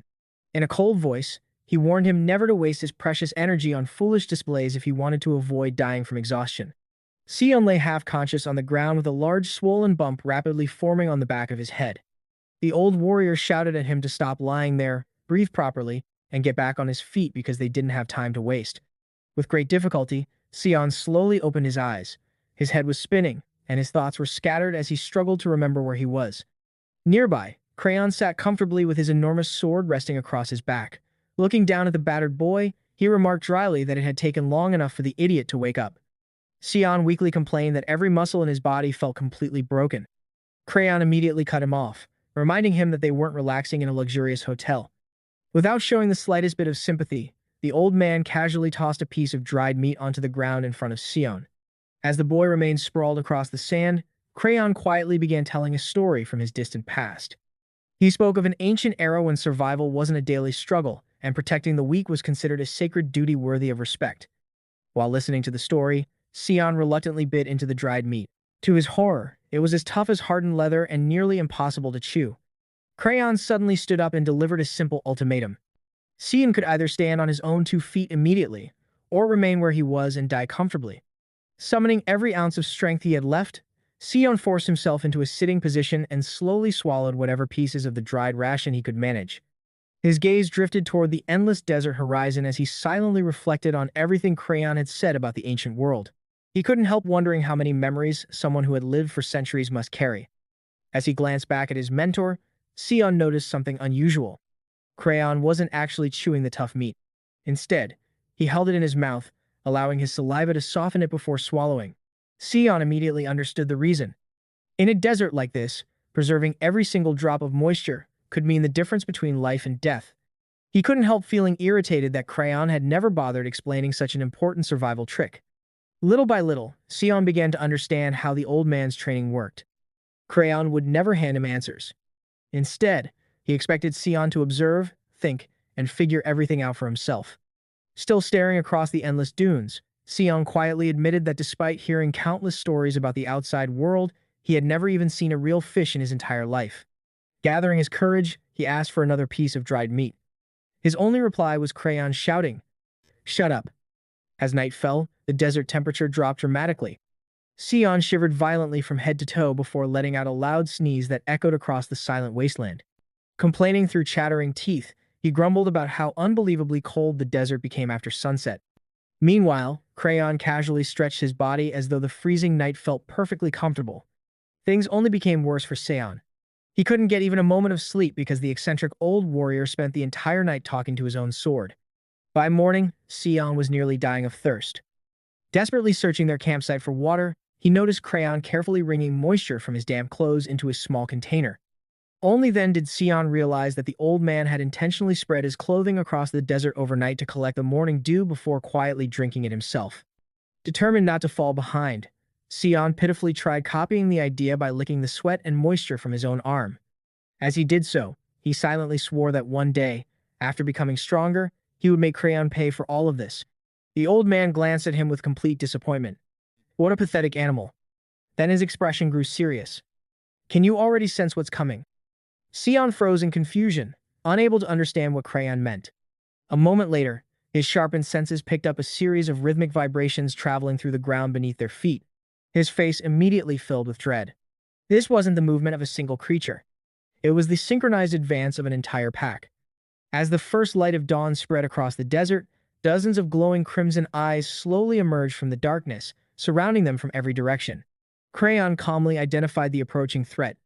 A pack of high-horned desert hyenas.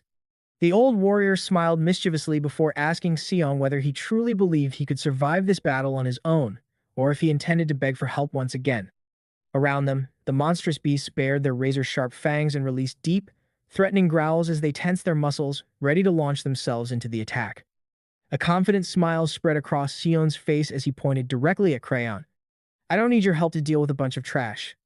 He was determined to prove that he could overcome the situation through his own strength. Golden mana flared brightly within his eyes as he gathered every ounce of energy for his opening attack. In a single burst of speed, Sion charged straight into the center of the pack. Surrounded by dozens of starving high-horned desert hyenas, his glowing eyes scanned the battlefield, searching for the smallest opening. He immediately summoned sharp spears of hardened sand from beneath the ground to defend himself. However, more hyenas continued emerging from the dunes without end. Frustration overwhelmed him as he realized their numbers were far greater than he had expected. It suddenly dawned on him that if he kept attacking recklessly, he would exhaust all of his mana long before the beasts could overwhelm him. Brute force alone was useless in a battle of endurance. Taking a deep breath, Sion forced himself to remain calm and began searching for a more efficient strategy. He needed a way to eliminate the monsters while spending as little mana as possible. Just then, a massive hyena leaped from his blind spot. Instead of panicking, Sion carefully analyzed its trajectory in an instant. He spun around and drove a crushing punch into the beast's jaw. "Stop interrupting my thinking." Although the blow sent the monster crashing to the ground, it still managed to sink its fangs into Sion's arm before dying. Looking at the bloody bite wound with growing frustration, Sion suddenly remembered Crayon's earlier advice about creating openings. As blood dripped onto the desert sand, inspiration struck him. The rest of the pack gave him no time to recover. Dozens of hyenas lunged toward him from every direction. Standing perfectly still at the center of the battlefield, Sion ignored the chaos surrounding him and focused entirely on solving the problem. Then everything clicked. If creating openings was slowing him down, the answer was simple. He would make openings in his enemies instead. Without hesitation, Sion unleashed a barrage of highly concentrated mana blades. The compressed attacks sliced effortlessly through the charging hyenas, cutting through their bodies as though they were made of paper. The thrill of battle consumed him. A wild laugh escaped his lips as severed heads flew across the desert. Even in the middle of the slaughter, Sion never forgot the lesson he had learned. Mana was life. Every drop had to be used efficiently. He moved across the battlefield with calm precision, eliminating each monster while expending only the minimum amount of energy required. Then a terrifying surge of power erupted nearby. The overwhelming shockwave instantly told Sion that Crayon had finally joined the battle. The old warrior had deliberately allowed the enormous alpha hyena to bite his arm.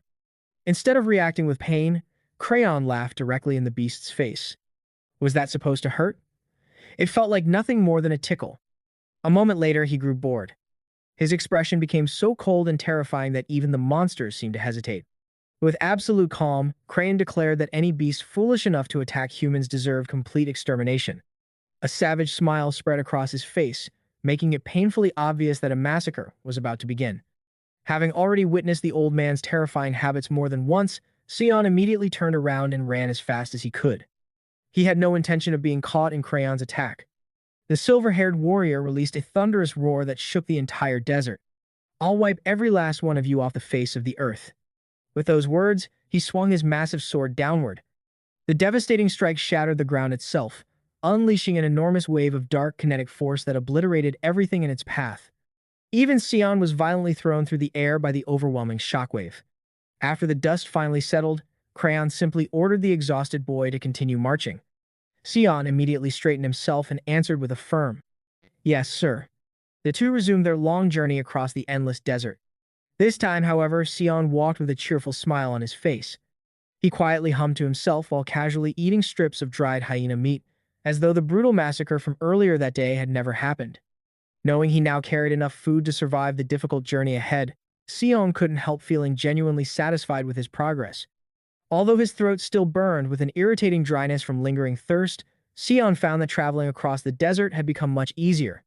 Thanks to his newly mastered ability to stabilize the sand beneath his boots, every step felt smooth and effortless instead of painfully exhausting. Before long, his growing confidence turned into arrogance. With a smug grin, Sion teased Crayon. "So, are you jealous of how easily I can move now? Or are you simply getting too old to keep up with the younger generation?" Laughing loudly, he continued striding across the desert, thoroughly enjoying his newfound confidence. His celebration didn't last long. Without any warning, Crayon's heavy backhand strike came flying toward him. Sion barely managed to twist his body aside in time, narrowly avoiding a blow that would have sent him tumbling across the dunes. The old warrior let out another long, tired sigh. What an idiot.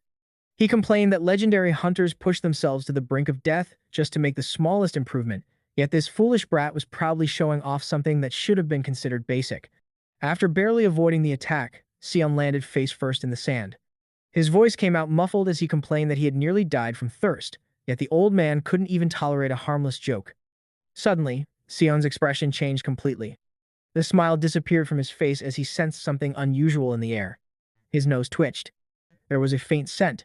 Moisture. He questioned his own senses. How could he possibly smell water in the middle of an endless desert? Perhaps the unbearable thirst was making him hallucinate. Then he looked toward Crayon. The old man had also stopped walking. His sharp eyes were fixed on the exact same point in the distance. Sion's eyes widened. Beyond the enormous sand dunes standing before them. Could there really be an oasis? Without wasting another second, both of them climbed to the top of the towering dune. As the desert winds swept away the drifting sand, the hidden landscape beyond slowly came into view. Sion held his breath, praying that what he was seeing wasn't another cruel mirage. It wasn't. A magnificent oasis stretched across the desert below them. Crystal clear water sparkled beneath the blazing sun like countless diamonds. After everything they had endured, it looked like heaven itself. Unable to contain his excitement, Sion shouted with joy and raced down the steep slope. After days of unbearable heat and endless marching, he had finally found fresh water. Crayon simply watched from above with an expression of quiet displeasure. Unlike Sion, the experienced veteran knew one undeniable truth. In the middle of the desert, nothing came without a price. It's finally here. Sion yelled as he sprinted toward the shimmering shoreline. His thirst had completely overwhelmed his judgment. Without stopping to think, he dove headfirst into the cool water. The refreshing sensation washed over his body. It felt better than anything he had ever experienced. As the cold water soaked through his clothes, every ounce of exhaustion seemed to melt away. After enduring temperatures exceeding 50 degrees Celsius, the soothing chill felt as though it had restored his soul itself. Floating peacefully on the surface, Sion spread out his arms and surrendered to the incredible relief. For the first time in what felt like forever, he experienced genuine comfort. It was as though he had discovered paradise hidden within a living hell. "So, this is happiness," he whispered quietly, allowing his eyes to slowly close. Then, without warning, a strange feeling spread through his body. His instincts screamed that something was terribly wrong. His eyes snapped open. Deep beneath the water, an unusual light had appeared. A brilliant golden glow shone beneath the surface with an almost hypnotic beauty. It seemed to be calling him, inviting him deeper. Sion's thoughts became hazy. An unnatural drowsiness rapidly overtook his body. His arms and legs suddenly felt impossibly heavy, as though they had been transformed into solid iron. Just as his consciousness began to fade, a thunderous roar exploded across the oasis. The deafening cry shattered the silence and instantly broke the mysterious trance that had begun consuming his mind. "Wake up right now, you pathetic animal." Crayon's furious roar echoed across the desert as he charged toward the oasis with terrifying speed. Every step carried overwhelming force as he sprinted like a raging beast toward the water. Sion struggled to lift his head. His vision was blurred, his thoughts clouded, and dizziness overwhelmed his senses. He couldn't understand why the old man was rushing toward him with such frightening urgency. Then the truth revealed itself. The crystal-clear oasis was never a safe place. Hidden beneath its calm surface lurked the nest of a gigantic apex predator. Before Sion could even attempt to swim away, Crayon reached him. Grabbing Sion by the back of his clothes, the old warrior effortlessly yanked him out of the water and hurled him through the air. A deafening crash followed. A colossal fish exploded out of the oasis with incredible force. Its enormous jaws slammed shut with a violent snap exactly where Sion's head had been only a moment earlier. Sion flew through the air like a rag doll before crashing onto the dry ground far from the shoreline. Without missing a beat, Crayon shifted into a fighting stance. Fear meant nothing to him. Gripping the hilt of his massive sword, he launched himself straight toward the gigantic creature. He had only one intention: end the nuisance immediately so he could return to scolding his foolish student.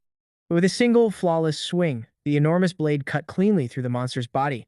The gigantic fish split perfectly in half. A massive eruption of water and dark crimson blood burst into the sky as the lifeless body crashed back into the oasis. Lying on the ground completely soaked, Sion stared in stunned disbelief. The sight before him was beyond anything he had ever imagined. As droplets of blood and water rained down, the sunlight refracted through the mist, forming a brilliant rainbow above the monster's enormous corpse.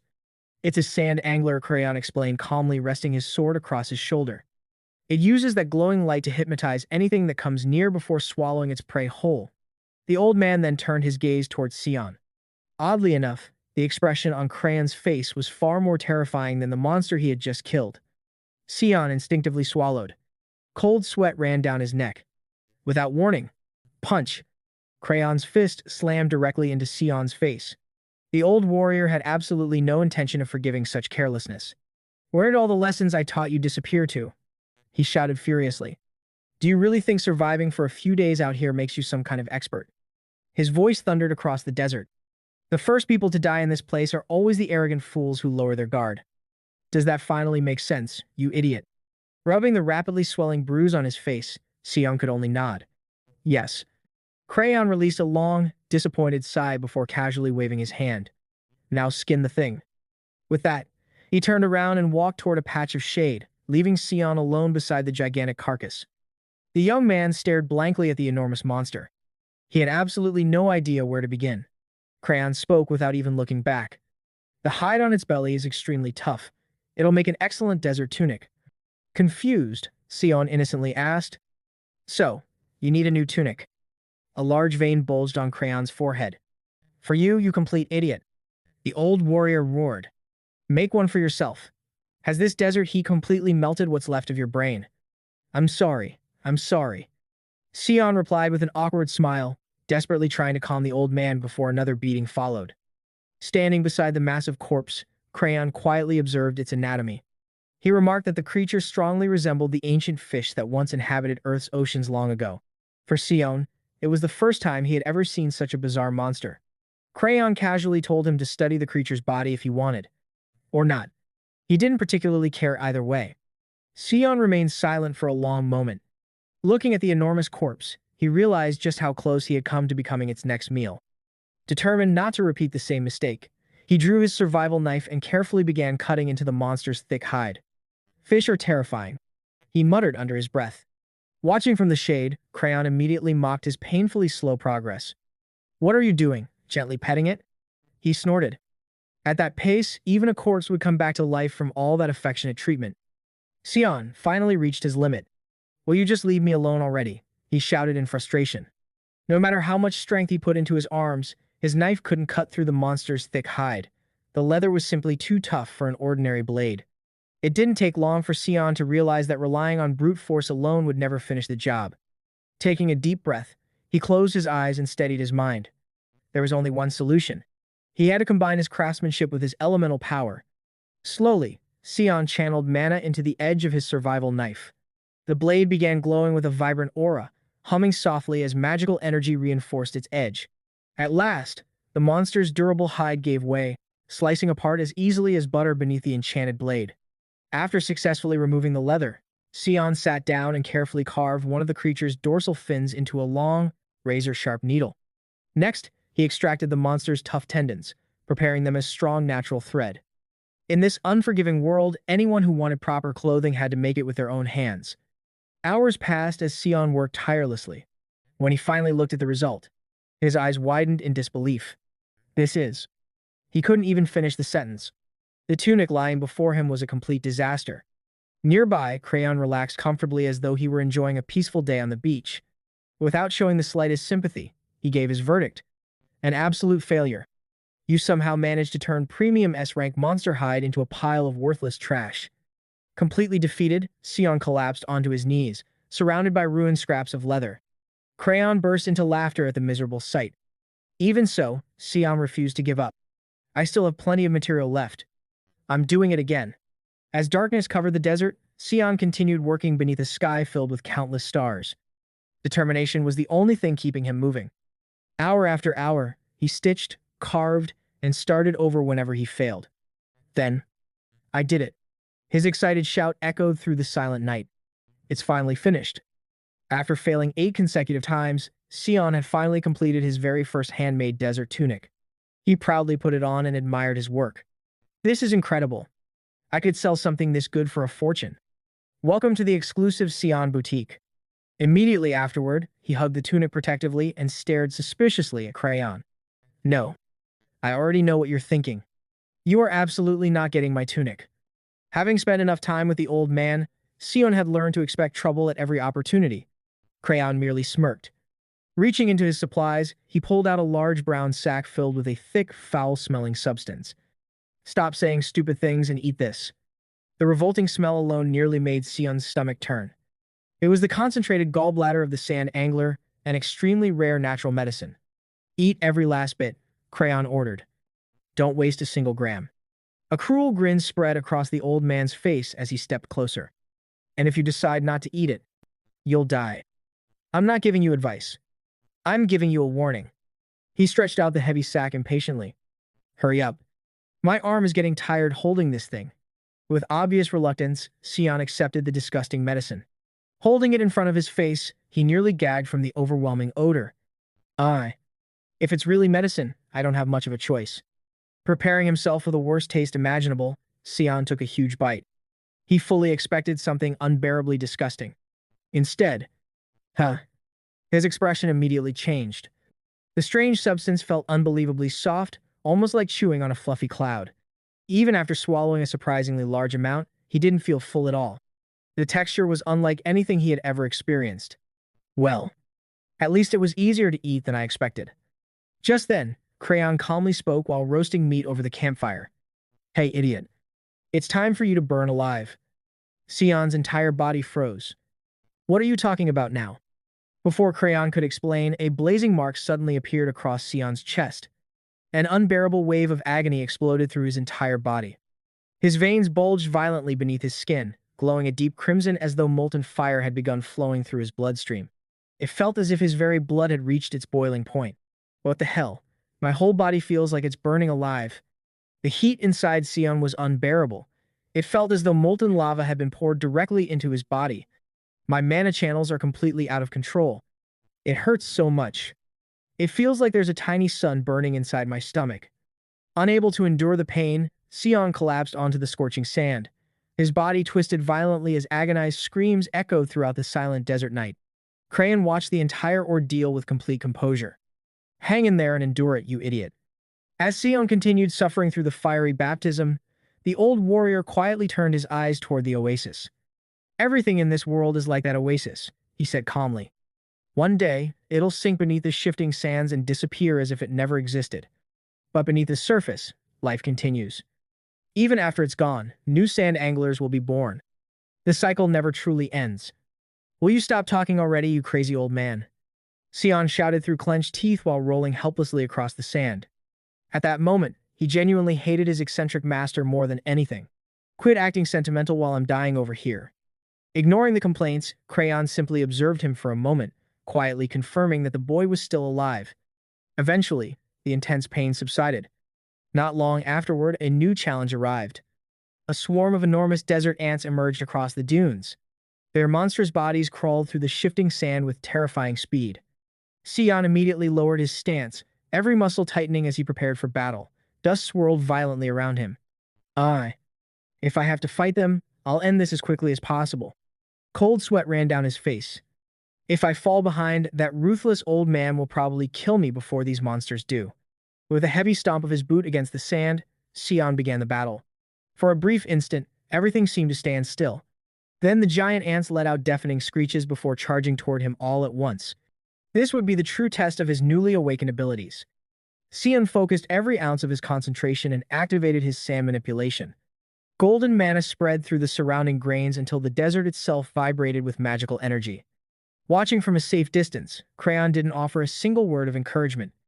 Moments later, a massive explosion of compressed sand erupted from the ground, blasting high into the sky like an earthen geyser. Crayon calmly continued walking away while commenting to himself that sandstorms created the perfect battlefield because high-quality sand was available everywhere. Meanwhile, Sion remained trapped at the center of the swarm. "You heartless old man," he shouted. "You seriously abandoned me again." Even as a gigantic black-shelled ant silently crept up behind him, Sion continued complaining that Crayon had absolutely no sense of teamwork. Halfway through his rant, however, Sion suddenly fell silent. A chill ran down his spine.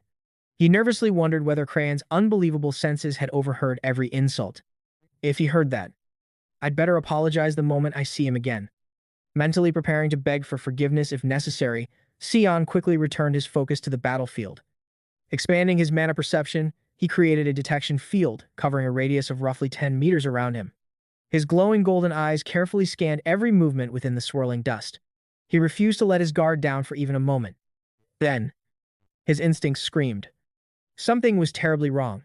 From deep beneath his feet came a massive synchronized vibration. Whatever was underground dwarfed everything he had faced so far. The sheer presence made the hair on the back of his neck stand on end. The next instant, the earth exploded. Countless giant ants burst from beneath the desert in every direction. They poured out of the sand without end, surrounding Sion from all sides until every possible escape route disappeared. His eyes widened in complete disbelief. "You've got to be kidding me." He couldn't understand how such an enormous army could appear almost instantly. Staring at the endless tide of insect monsters closing in around him, Sion could only shout one name: Crayon. This overwhelming army was now Sion's responsibility alone.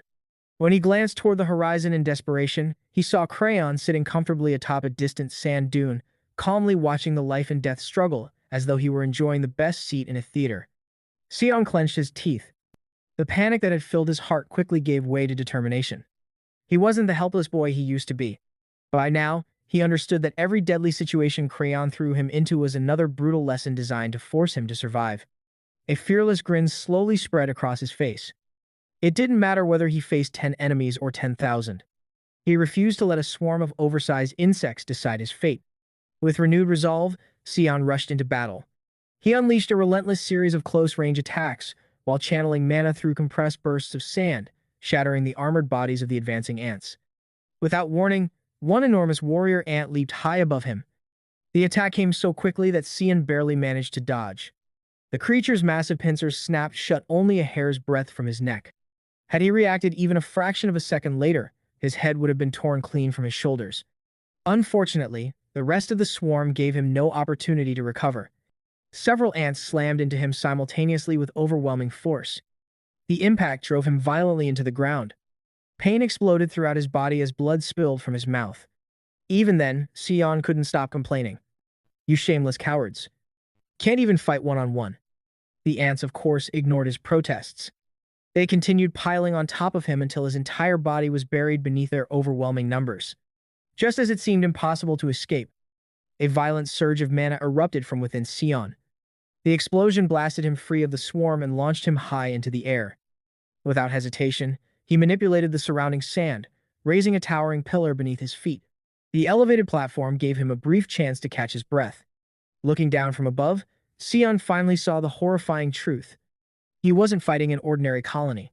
He was standing directly above a gigantic underground supernest. Realizing he needed a better view, Sion prepared to climb even higher and search for the swarm's weak point. Before he could move, something impossible happened. A massive warrior ant launched itself into the air with incredible force, reaching his exact height. Sion's eyes widened in disbelief. Those heavily armored monsters could jump that high. The collision was devastating. The impact sent him crashing back toward the ground like a falling meteor. He struck the desert with tremendous force, creating a massive cloud of dust that swallowed the battlefield. Sion coughed violently, spitting out blood as pain spread through his battered body. Barely able to breathe, he struggled onto his hands and knees. His vision blurred while the endless horde once again advanced toward him. Bruised, bleeding, and exhausted, Sion slowly lifted his head. Far away, Crayon stood silently with his arms crossed. The old warrior's expression revealed nothing. He simply watched, waiting to see whether Sion would surrender or stand back up. A fierce smile spread across Sion's blood-stained face. He shouted across the desert, "Sit back and watch, you crazy old man. I'll show you how a real warrior survives this hell." A faint smile finally appeared on Crayon's face. This was exactly the spirit he had wanted Sion to awaken. Deep inside, the veteran understood something few people ever realized. In a world transformed into an endless desert, the ability to control sand was nothing short of a divine blessing. Countless high-ranking Awakened would gladly sacrifice everything for an elemental power so perfectly suited to this environment. Yet most people had no idea why this broken world existed, or what unimaginable suffering had created the Awakened in the first place. The truth had been written in blood long before Sion was ever born. Crayon's voice echoed across the battlefield. "Do you truly want to survive? Do you really want to become strong?" This was Sion's defining moment. The battle before him would decide whether he possessed the resolve to become a true Awakened hunter. As the endless swarm continued tearing apart the surrounding desert, Crayon calmly sat down on a nearby boulder. Then he waited in silence to see whether his disciple had the will to endure until the very end. The overwhelming destruction unfolding before his eyes awakened a flood of ancient memories within him. His soul was pulled back to the catastrophic disaster that had taken place exactly 100 years earlier. On that horrifying day, a blinding beam of unimaginable power swept across the world, wiping out modern civilization. In a single heartbeat, towering skyscrapers crumbled like fragile houses of cards, while an unstoppable inferno reduced everything humanity had built to ashes. It was nothing less than hell on earth. Watching your family, friends, and the entire world vanish before your eyes in an instant left wounds that could never truly heal. The survivors carried those horrifying memories for the rest of their lives, burdened by the nightmare until their final breath. To a man like Crayon, survival meant far more than simply staying alive. It was the relentless struggle to remain on the razor's edge between life and death. As he watched the young warrior fight, the old man wore one of his signature unsettling smiles, fully aware of the countless horrors that still awaited him. But Sion refused to give up. He gathered every remaining trace of mana within his body, causing his aura to blaze brightly in the heart of the raging sandstorm. His golden eyes locked onto the approaching enemies as he burst into a wild laugh, warning the swarming insects that their end had finally arrived. A massive tide of giant ants surged toward him like a living black wave. However, the young warrior had already prepared his counterattack. He compressed his mana to its absolute limit, forcing the surrounding grains of sand into an incredibly dense elemental projectile. With a powerful release, he fired the attack forward, its devastating force tearing through everything in its path. The ants at the front of the swarm had no chance to react. The supersonic sand projectiles ripped through their hardened carapaces with ease. Sion unleashed the full extent of his awakened abilities, increasing the destructive force of his elemental attacks tenfold. Laughing like a man possessed, he shouted that this was the end for every one of them. The tremendous shockwaves scattered enormous amounts of sand across the desert. For one glorious moment, Sion felt completely unstoppable. From a distance, Crayon quietly watched the display of power. Shaking his head, he silently thought that the reckless youngster was becoming overconfident far too soon. Without warning, Sion's body suddenly froze. A chilling sensation raced through his entire nervous system, warning him that something was terribly wrong. Although the battlefield was covered with massive craters and shattered ant carcasses, it was the eerie silence that unsettled him the most. Still intoxicated by his newfound strength, he clenched his fist and foolishly believed victory was already his. Turning toward the old man, he prepared to boast about wiping out the remaining enemies. Before he could finish speaking, a crushing impact struck him from behind. His blood instantly ran cold as he realized a gigantic warrior ant had appeared directly in his blind spot without triggering even the slightest warning from his detection ability. Despite its enormous size, the monster emitted no detectable mana or presence whatsoever. Sion was suddenly facing a deadly crisis. Before he could turn around, one of the creature's massive razor-sharp legs pierced straight through his shoulder, pinning him to the ground like a helpless insect. The instant its limb entered his body, he felt his mana pathways violently crack and collapse. He immediately understood the creature's strategy. The ant had injected a specialized neurotoxin designed to completely shut down his mana circulation. Sion roared in unbearable pain and fury as the monstrous ant mercilessly dragged his helpless body across the desert as though he were nothing more than worthless trash. Unable to summon even a trace of elemental power, he was slowly pulled beneath the shifting sands until he completely disappeared beneath the surface. After what felt like an eternity, he struggled to open one eye. His consciousness slowly returned inside a dark, damp underground cavern. It took several moments for his senses to adjust as he realized the terrifying reality of where he had awakened. He had been dragged deep underground and imprisoned within the innermost chamber of the giant ant colony. Struggling to move, Sion quickly realized he was surrounded by countless translucent larvae. They stared at his wounded body as though he were the centerpiece of a grand feast. The grotesque, maggot-like creatures slowly crawled toward him, filling the chamber with an unbearable chorus of chittering as they prepared to feed. Without warning, one of the enormous larvae sank its dripping mandibles into his forearm. The pain was so overwhelming that his voice failed him completely, leaving him unable to scream. He could feel the creature's jaws grinding through his flesh, turning every second into an unimaginable nightmare. Pure terror overwhelmed Sion as he realized he was about to be devoured alive, completely unable to defend himself. His face stained with blood and dirt, he stared blankly at the cavern's ceiling, wondering if this filthy underground pit was truly where his journey would come to an end.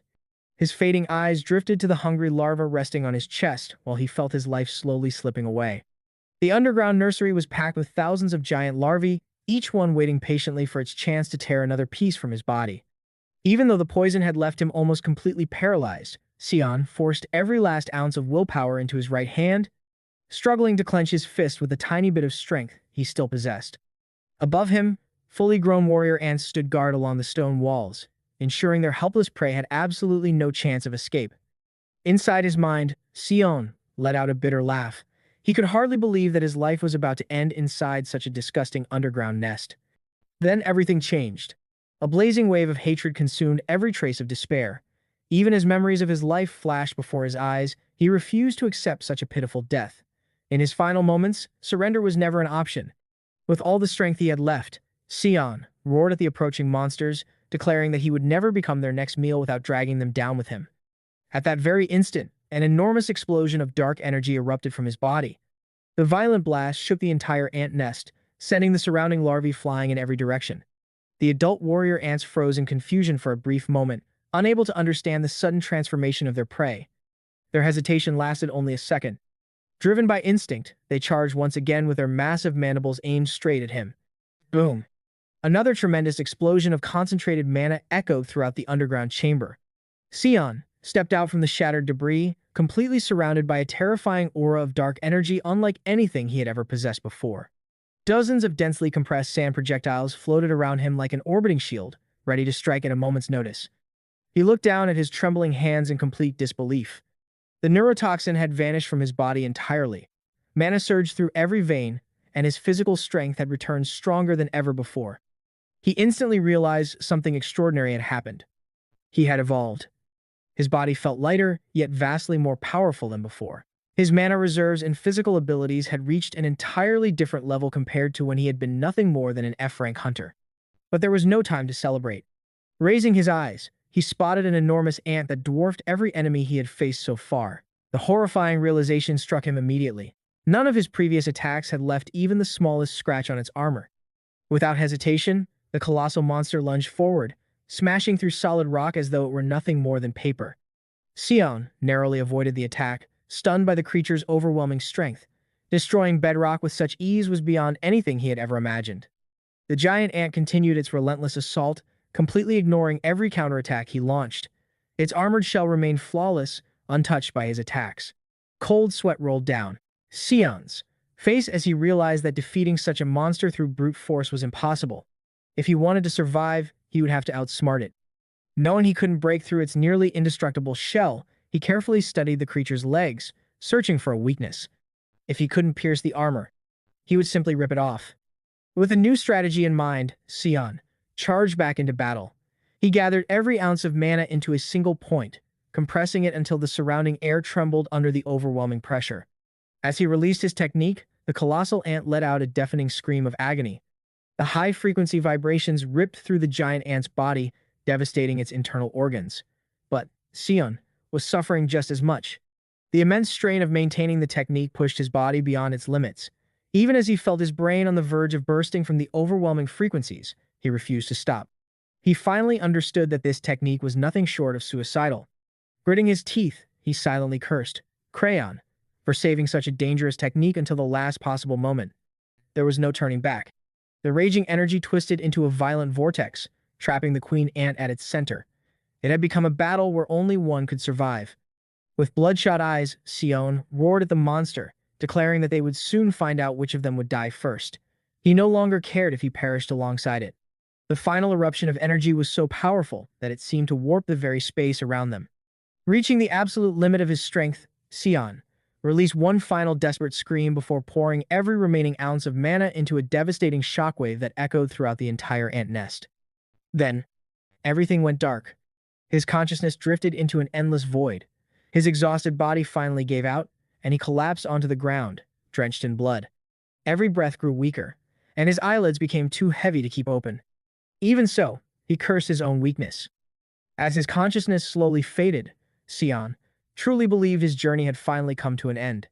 Lying helplessly on the cold ground, unable to move a single muscle, he waited for death to claim him inside the dark underground nest. Then a familiar hand suddenly grabbed him and pulled him upright. It was Crayon, wearing his usual smug grin. The old man mocked Sion for dozing off in such a dangerous place, joking that if he kept sleeping there, his face might stay frozen like that forever. Barely able to speak, Sion managed to mutter an insult in return, refusing to lose his spirit even while standing on death's doorstep. Crayon burst into laughter, calling him an insolent brat. Still, he admitted that the boy had proven himself with the feat he had just accomplished. Glancing toward the corpse of the queen ant, Crayon explained that the creature had been vastly stronger than Sion. Even so, the boy had refused to surrender in the face of certain death. As far as the old man was concerned, Sion had earned the right to keep living. A faint smile appeared on Sion's face, though he had no idea what Crayon was saying. The tremendous explosion had ruptured both of his eardrums, leaving him completely deaf. He was battered, broken, and barely conscious. But he was alive. Realizing what had happened, Crayon teased him for destroying his own hearing. However, he showed little concern as he casually grabbed Sion and dragged him across the ground with absolutely no gentleness. Still racked with pain and confused, Sion asked where they were going in such a hurry, though his vision had already begun to blur.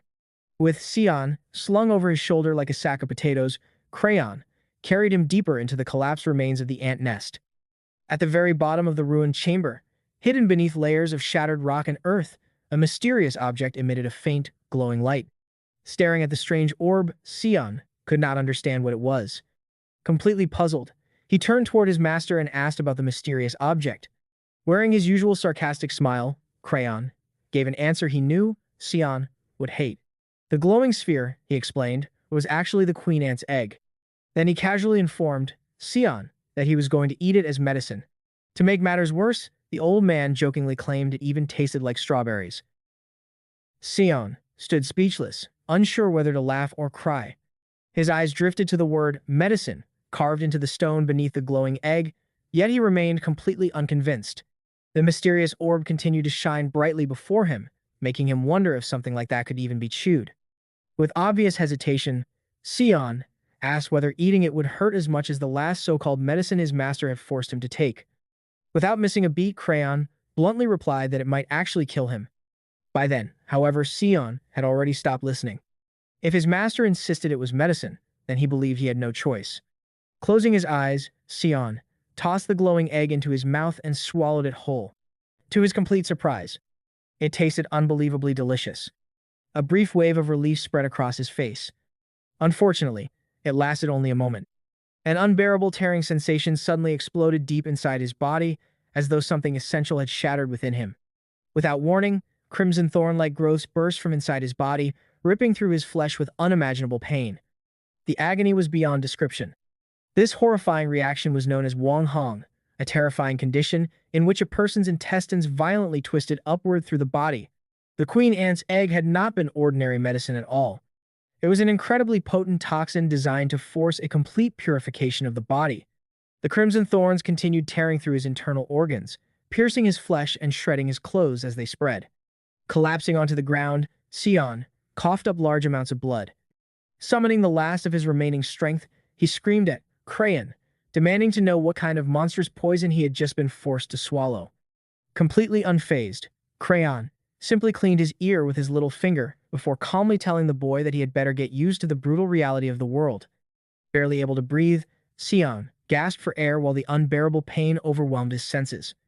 Moments later, he began coughing up thick, black blood. As even more crimson thorns burst violently through his back, Sion stared at his blood-stained hands, now covered in thick black fluid. He could hardly believe this nightmare was real. At that moment, he felt like the greatest fool alive. For a brief instant, he had allowed himself to trust someone, and now he bitterly cursed his own innocence for believing in the old man. Overcome by unbearable pain, Sion finally lost consciousness, collapsing into the cold darkness of the cave as his own blood pooled beneath him. Meanwhile, Crayon showed no concern whatsoever for his disciples' suffering. Turning away from the dying boy, the old man calmly walked over to the corpse of the giant queen ant. With a single crushing strike, he shattered its head and began searching through the remains. After digging through the thick, slimy flesh, his fingers finally closed around a brilliantly glowing crystal. Pulling it free, he revealed a high-grade mana crystal. Crayon's eyes sparkled with greed. This single crystal was an incredible treasure, worth far more than anything that could normally be found in the mines. Since he was already there, he decided to collect everything of value before leaving. Only after gathering his spoils did he glance back at Sion, whose body was still covered with crimson thorns. Looking down at the motionless boy with cold, emotionless eyes, Crayon quietly delivered his verdict. If he's too weak, then he dies. That's simply his fate.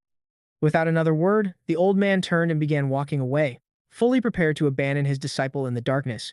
To him, there was no time to waste. Then, Sion's eyes suddenly flew open. He was still alive. An overwhelming fury ignited within him, burning hotter than ever before. Noticing the change, Crayon chuckled, amused that the stubborn brat had somehow regained consciousness. Boom! A violent explosion of sand shook the entire cavern. Crayon raised an arm to shield himself from the blinding dust, muttering that the brat was making an unnecessary spectacle. But the smile quickly vanished from his face. He immediately sensed that Sion's killing intent was completely genuine. Rising to his feet, Sion became surrounded by a swirling storm of sand that quickly transformed into dozens of razor-sharp spears. Even Crayon was surprised that the boy was taking things this far. The deadly spears shot forward at incredible speed. With a furious scream, Sion demanded to know why his master had tried to kill him, releasing every ounce of his newly awakened power. The collision shook the cavern violently.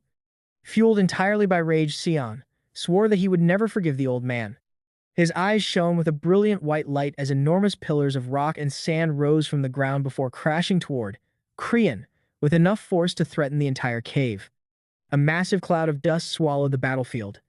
Having poured every last bit of strength into the attack, Sion stood there breathing heavily, drenched in sweat as he waited to see the outcome. Then a disappointed sigh echoed through the dust. Crayon calmly stepped out of the cloud, completely unharmed. Looking almost bored, he asked Sion what exactly he had hoped to accomplish. The young warrior froze in disbelief. His strongest attack hadn't even managed to leave a scratch on his master. Crayon explained that the queen ant's egg contained powerful substances capable of temporarily clouding a person's judgment. Even so, he remarked that Sion had gone far beyond what could be excused. Still unable to believe what had happened, Sion realized that his greatest attack had been completely meaningless. Looking down at him, Crayon remarked that if he truly wanted to, he could kill Sion with nothing more than a flick of his finger. Lowering his head, Sion silently accepted the humiliation, realizing it was a miracle he had survived at all. The old man then revealed the real purpose behind everything. The deadly poison inside the queen ant's egg had been meant to purge every hidden impurity from Sion's body. Now that his mana pathways had been completely cleansed, his energy could flow freely without the slightest obstruction. As Crayon explained this, Sion immediately felt the difference. His mana reserves had increased dramatically, surging through his body with the fierce intensity of crackling lightning. Even so, he couldn't completely let go of the resentment he felt toward his master's unbelievably ruthless methods. Without warning, Sion's attitude changed completely. He suddenly threw his arms around Crayon, crying dramatically while begging for forgiveness and claiming he would never doubt his master again. Disgusted by the display, Crayon shoved him away and angrily declared that he hated clingy men. Ignoring the rejection, Sion continued his exaggerated performance, sobbing loudly until Crayon finally shouted at him to stop acting like a spoiled child. Deep down, however, Crayon admitted to himself that it had been an incredibly dangerous gamble. The boy truly could have died. At the same time, Sion secretly hoped his dramatic act would convince his master to stop putting him through life-threatening ordeals. Unfortunately for him, Crayon knew the harsh truth. If Sion didn't become dramatically stronger as quickly as possible, he would never survive in this cruel world. Clenching his fist without saying another word, Crayon suddenly grabbed Sion, hoisted him over his shoulder like a heavy sack, and carried him away. Sion immediately protested, shouting and demanding to know why he always had to be carried around like a sack of luggage. In response, Crayon simply flashed his usual predatory grin and declared that they didn't have a second to waste. Without another word, he launched himself out of the underground tunnels at an incredible speed. The breathtaking velocity made Sion feel as though he would pass out at any moment. As the wind howled past him, he silently prayed for the terrifying ride to end. Meanwhile, several desert scorpions wandered peacefully across the surface, completely unaware of the chaos unfolding beneath them. Then, a massive explosion of sand erupted from the ground as Crayon burst triumphantly out of the tunnels. The old man laughed loudly, clearly enjoying the exhilarating speed, while Sion shouted over the roaring wind, begging him to travel like a normal person for once. Crayon only laughed harder. He reminded Sion that the boy had been unconscious for 4 straight days after undergoing the intense purification process. The revelation left Sion completely speechless. Not satisfied, Crayon continued teasing him, joking that if he stayed that weak and pathetic, no woman would ever agree to marry him. Before Sion could argue back, something enormous appeared in the distance. His words caught in his throat as his eyes widened in disbelief. Far across the desert stood an Archelon, a colossal creature so unimaginably large that it resembled a mountain, slowly walking across the endless dunes. Even from miles away, its size was overwhelming. Unable to take his eyes off it, Sion wondered how such a mythical creature could possibly exist.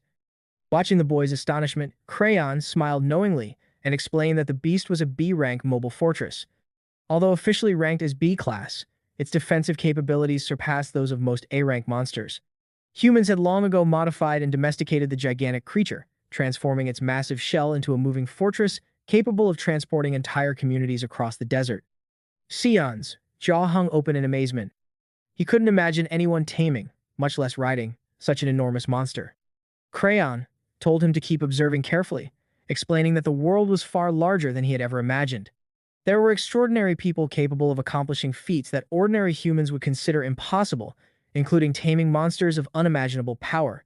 For the first time, Sion felt incredibly small.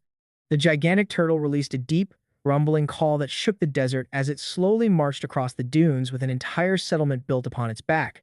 With an effortless leap that defied common sense, Crayon soared through the air and landed gracefully near the base of the colossal creature. As they touched down, a lone figure stood waiting as though he had expected their arrival all along. A familiar voice echoed across the desert, instantly recognizing Crayon, despite the many years that had passed. Startled by the overwhelming presence of the stranger, Sion instinctively tensed, but Crayon sharply ordered him to stay still. A single piercing eye looked at them through a polished silver monocle. The elderly man smiled warmly and remarked that it had been a very long time since they had last met. Standing before them was Pavila, an imposing old man with a remarkably long white beard whose commanding presence alone inspired respect throughout the harsh desert. Grinning mischievously, Crayon greeted him. "It's been a while. Looks like you've lost even more teeth." Pavila rolled his eyes in annoyance. "Good grief, you're the abnormal one. You're over 100 years old, yet you still have more energy than anyone else." Crayon burst into laughter before asking why Pavila had ventured into an area that wasn't normally under his control. Remaining calm, Pavila explained that scavengers had begun overrunning the region. The moment Crayon heard that, he immediately mocked him. So you're running away from a few scavengers? You've grown old for nothing. Clicking his tongue, Pavila calmly replied. It's called being wise, unlike someone who solves everything with brute force. Listening to the two legendary old men argue so casually, Sion couldn't help thinking to himself, isn't old age supposed to make people weaker? How are these grandpas still this ridiculously strong? Eventually, Pavila sighed. Forget it. There's no point arguing with you. As they spoke, the gigantic turtle continued its slow march across the desert, every step shaking the surrounding landscape. Staring in amazement, Sion could only whisper, That's unbelievable. Pavila glanced toward them before simply saying, Let's go. Hearing those words, Sion immediately grew nervous. Surrounded by impossibly powerful elders and colossal monsters, he quietly lowered his head and decided it would be much safer to remain silent. Just then, Pavila stopped walking and looked directly at him. I don't recognize this face. Is he your disciple?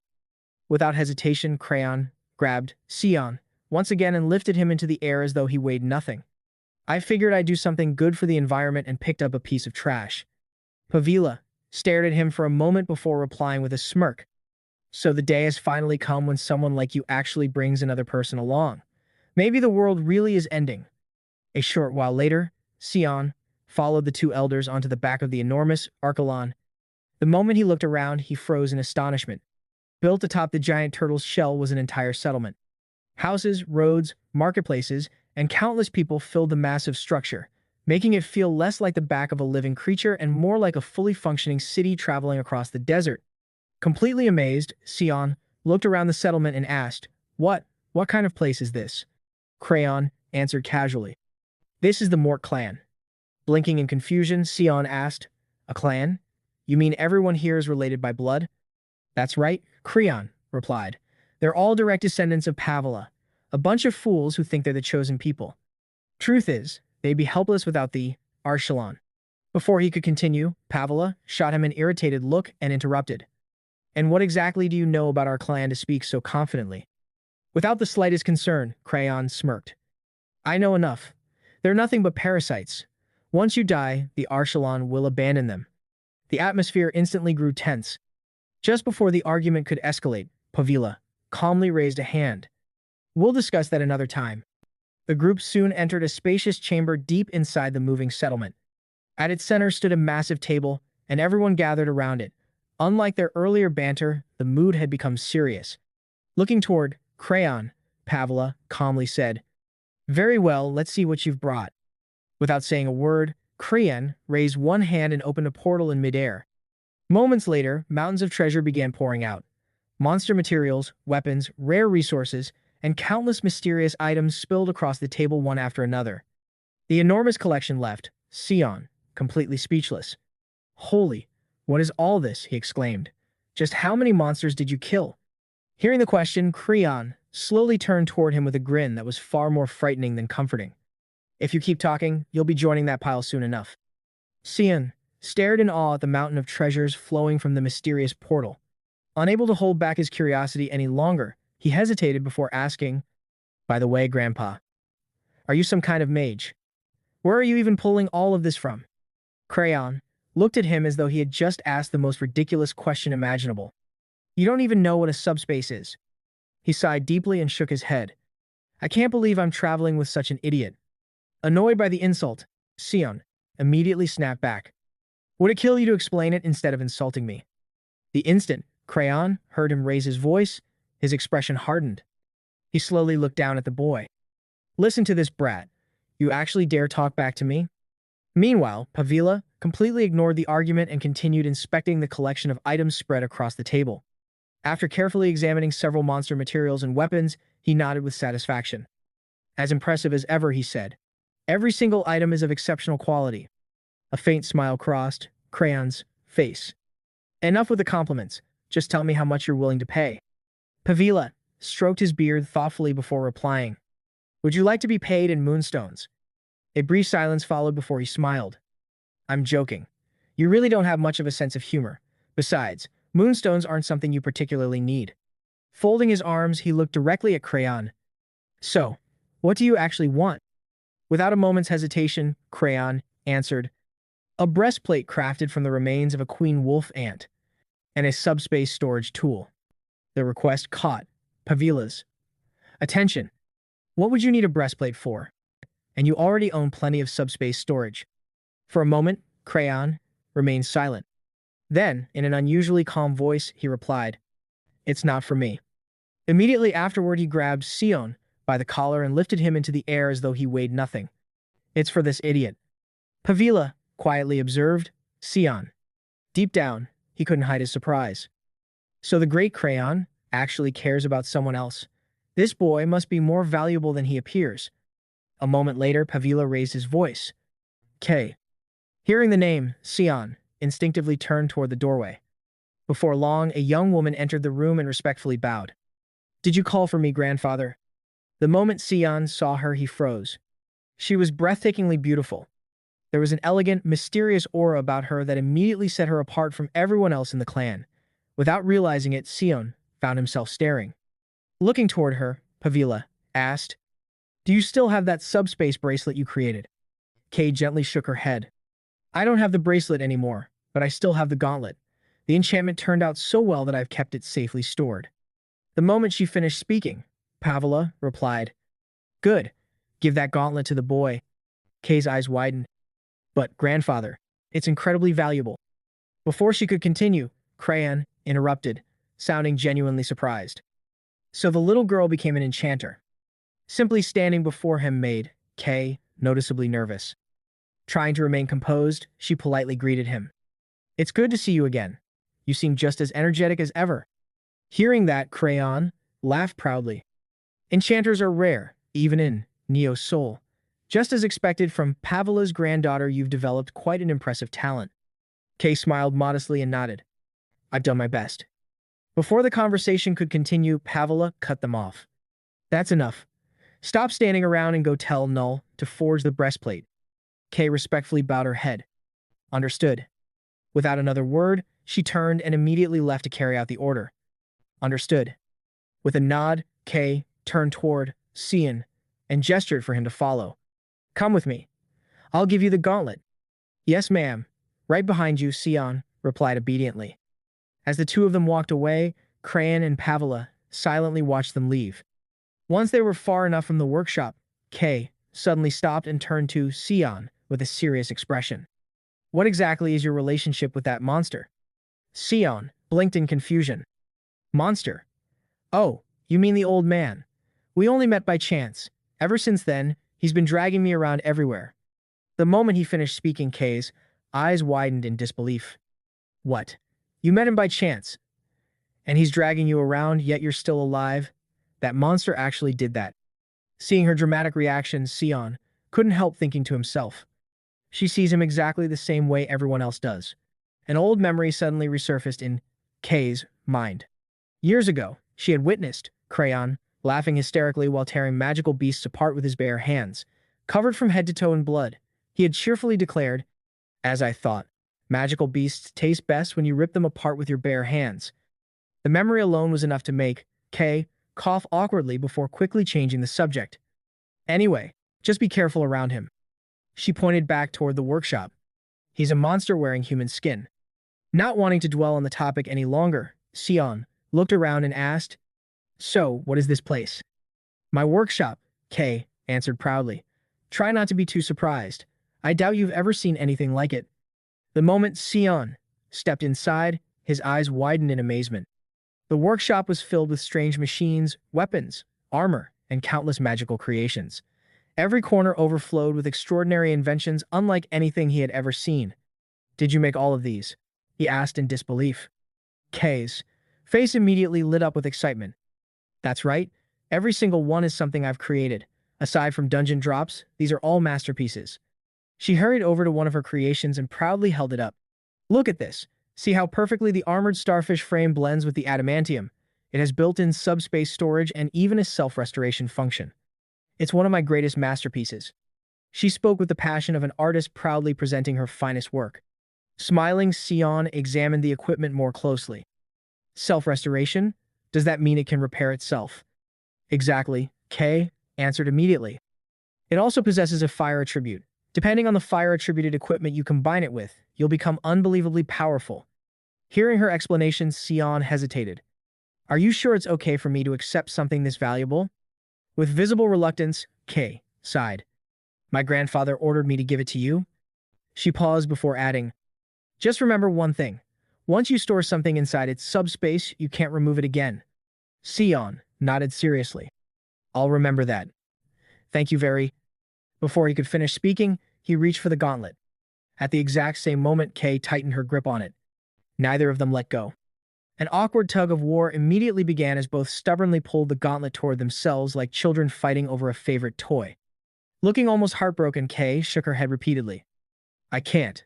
I won't. I refuse to hand my precious creation over to someone I just met. Sion pulled back just as stubbornly. What am I supposed to do? It's already mine now. Neither side was willing to surrender. Grinding his teeth, Sion jokingly declared, the child you've cared for so lovingly belongs to me now. Their ridiculous struggle continued. Then, the entire settlement suddenly shook violently. The colossal turtle beneath them trembled, causing the entire city to rumble as though something enormous had approached. Startled, Sion immediately looked toward Kay. What's happening? Her cheerful expression instantly disappeared. The Archelon's cry. The Archelon's cry? Sion repeated in confusion. What does that mean?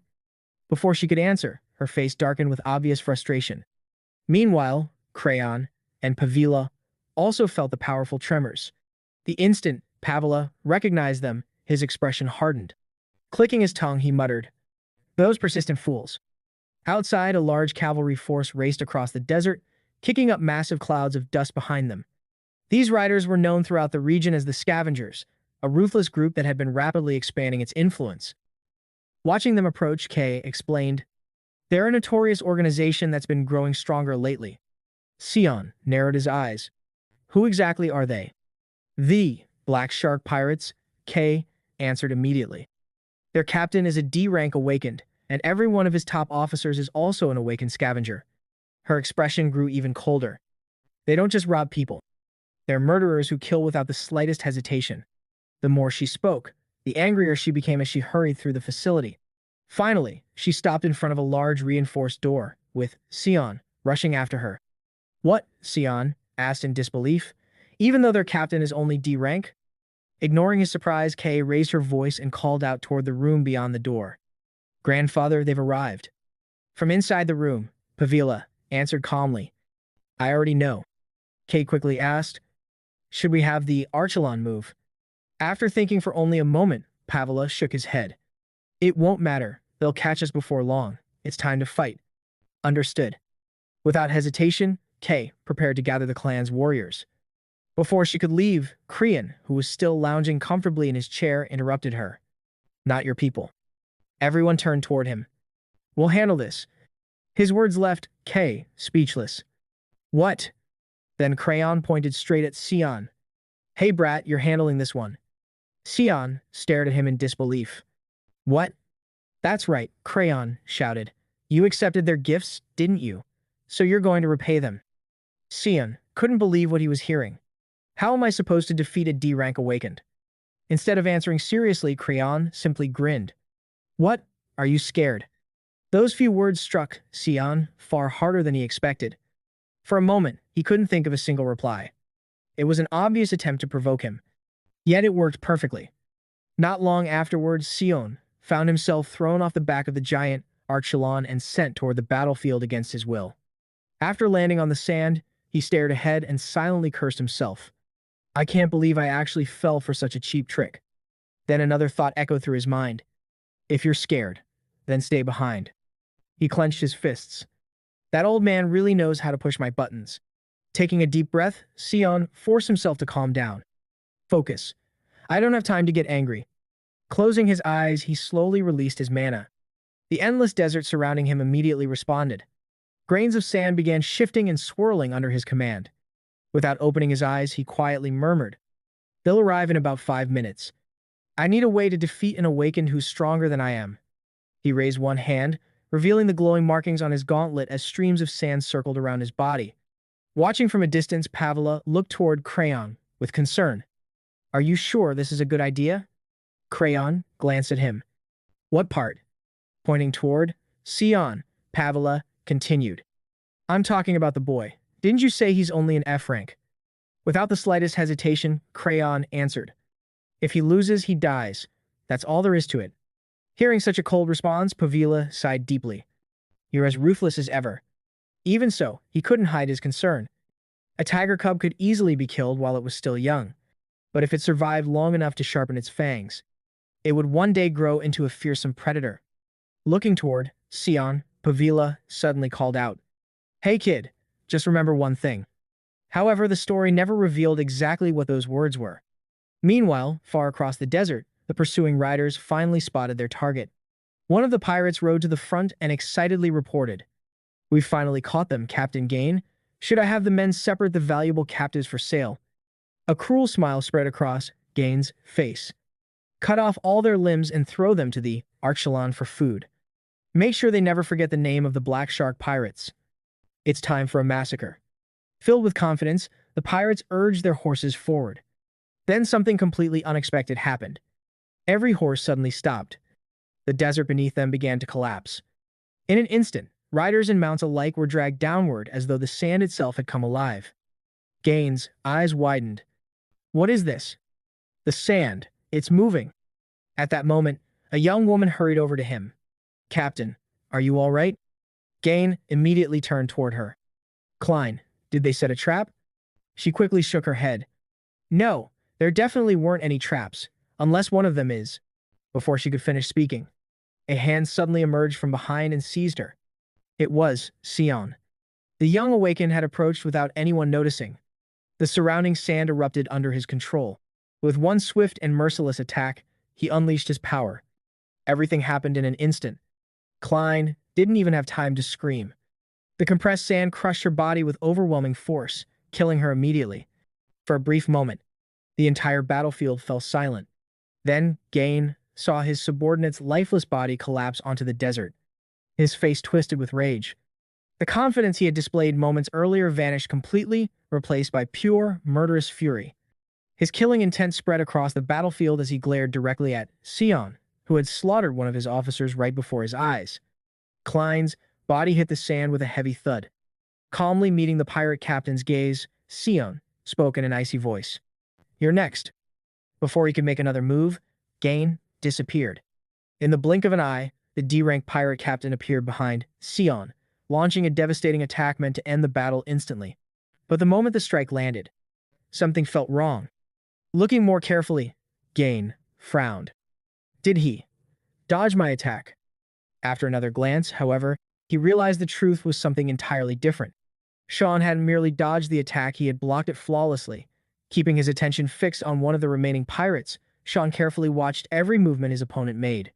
At that very moment, another pirate charged from behind, hoping to catch him by surprise. Unfortunately for them, Sion had already seen it coming. The sand beneath his feet suddenly shifted, and dozens of razor-sharp sand spears burst from the ground like deadly fangs. While Sion dealt with that attacker, Gain spotted an opening and rushed in from behind once again. As he closed the distance, frustration and confusion filled his thoughts.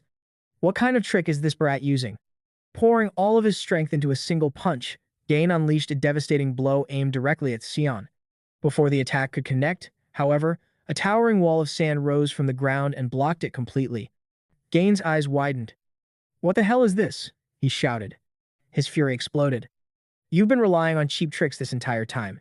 Do you really think a little pile of sand can stop me? With a furious roar, he threw another punch, smashing the sand barrier into countless fragments.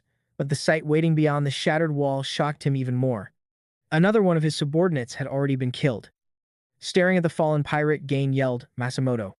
His expression darkened as realization struck him. This brat is controlling the sand.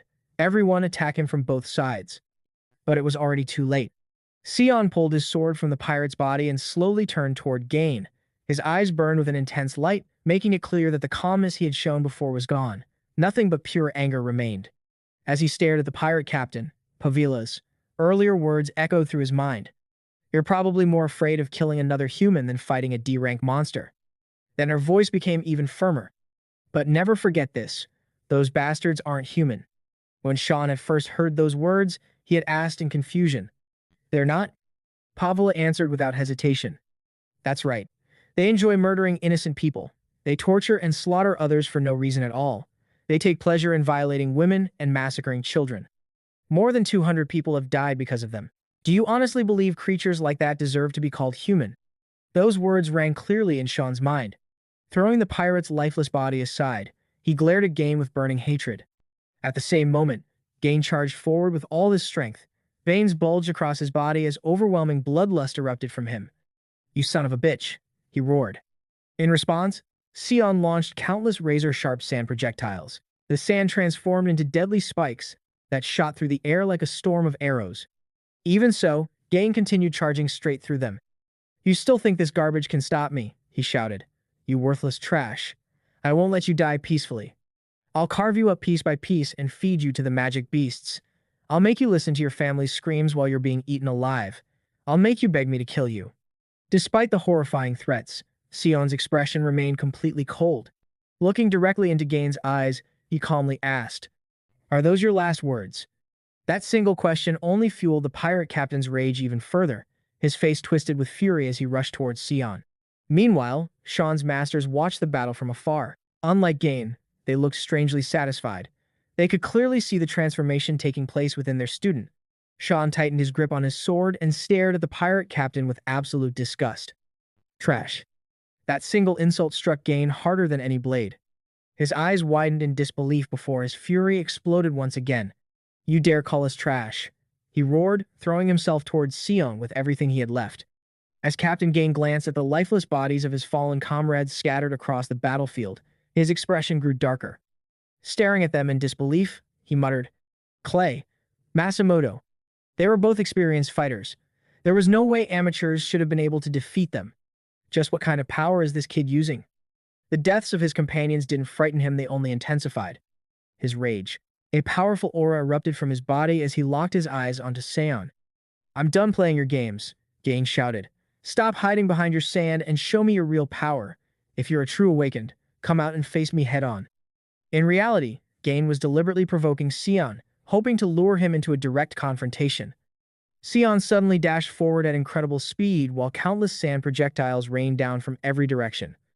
This time, however, Gain calmly blocked every attack with the aura surrounding his body. Standing firmly in place, he glanced around the battlefield and said, So, what's your next move? He looked ahead, expecting to see Sion charging toward him, but there was no sign of him. His eyes narrowed. Again, he disappeared. Where the hell is he now?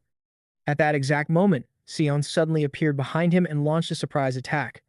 But instead of landing a decisive strike, Sion was the one left shocked.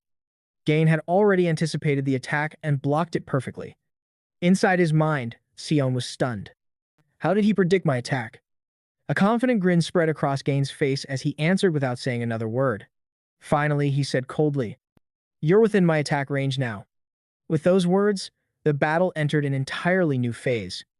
The distance that had always allowed Sion to fight safely was gone. He was now locked in close combat against an opponent who excelled at hand-to-hand fighting. As the fierce clash continued, Gain overwhelmed Sion with relentless pressure before speaking. You're not even a combat-type fighter, yet you chose to come this close. You really don't understand, do you? One mistake in battle is enough to get you killed.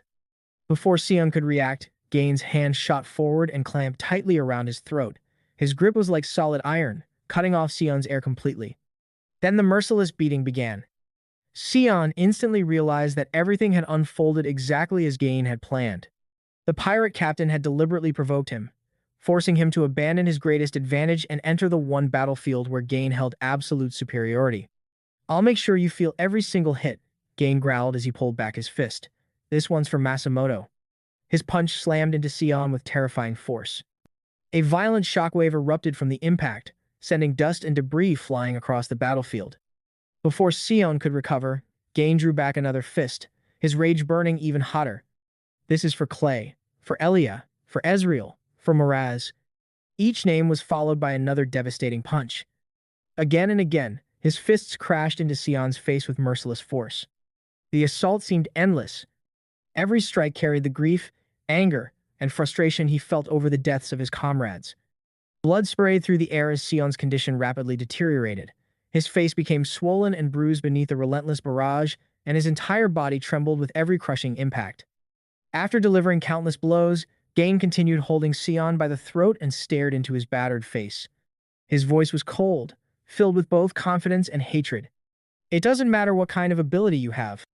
Tightening his grip even further, he looked down at Sion with complete certainty. Once I've got you in my hands, it's over. Blame your own weakness. And die. With those merciless words, Gain drew back his fist, preparing to deliver the final strike that would end the battle. But as he threw the punch, something felt wrong. His fist refused to move the way he expected.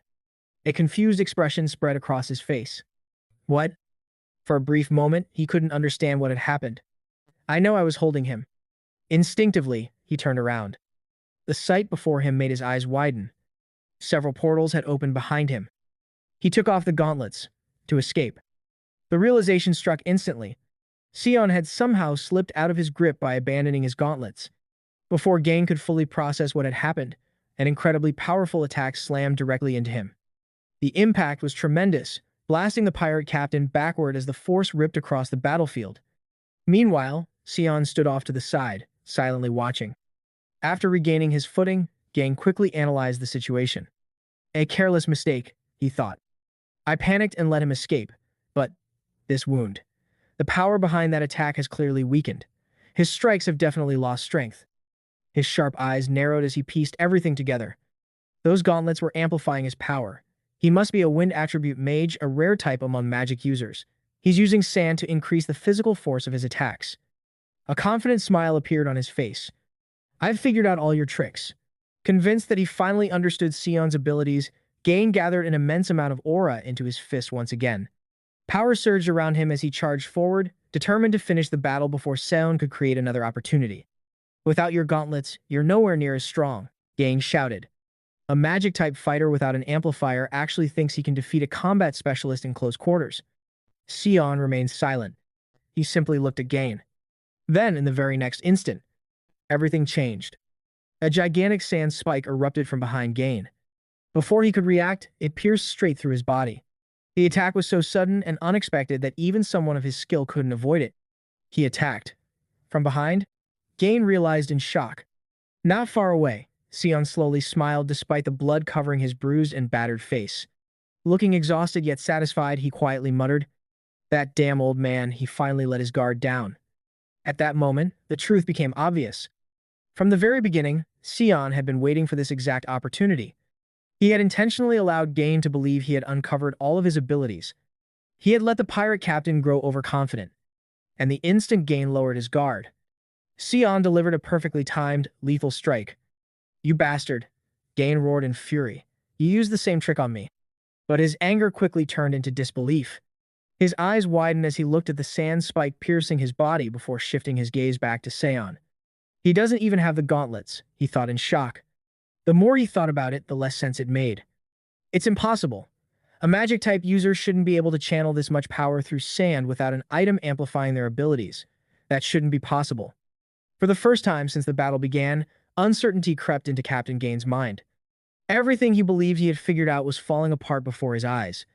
The assumptions that formed the foundation of his strategy had all been wrong. Sion's true abilities were far beyond anything he had imagined. As blood flowed from the massive wound piercing his body, Gain finally understood one undeniable truth.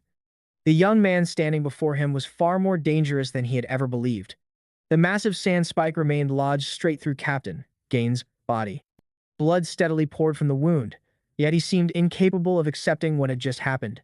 His eyes stayed fixed on Sion, filled with shock and disbelief. The pieces of the puzzle were finally coming together in his mind, but the conclusion was so unbelievable that he could barely bring himself to say it. "This kid," he muttered. A chill ran down his spine as a terrifying thought crossed his mind. "Don't tell me he's—" His voice trailed off. Beneath his feet, the ground itself began to shift under Sion's control. The battlefield no longer felt like ordinary terrain. It was as if the entire world around them had become an extension of Sion's will.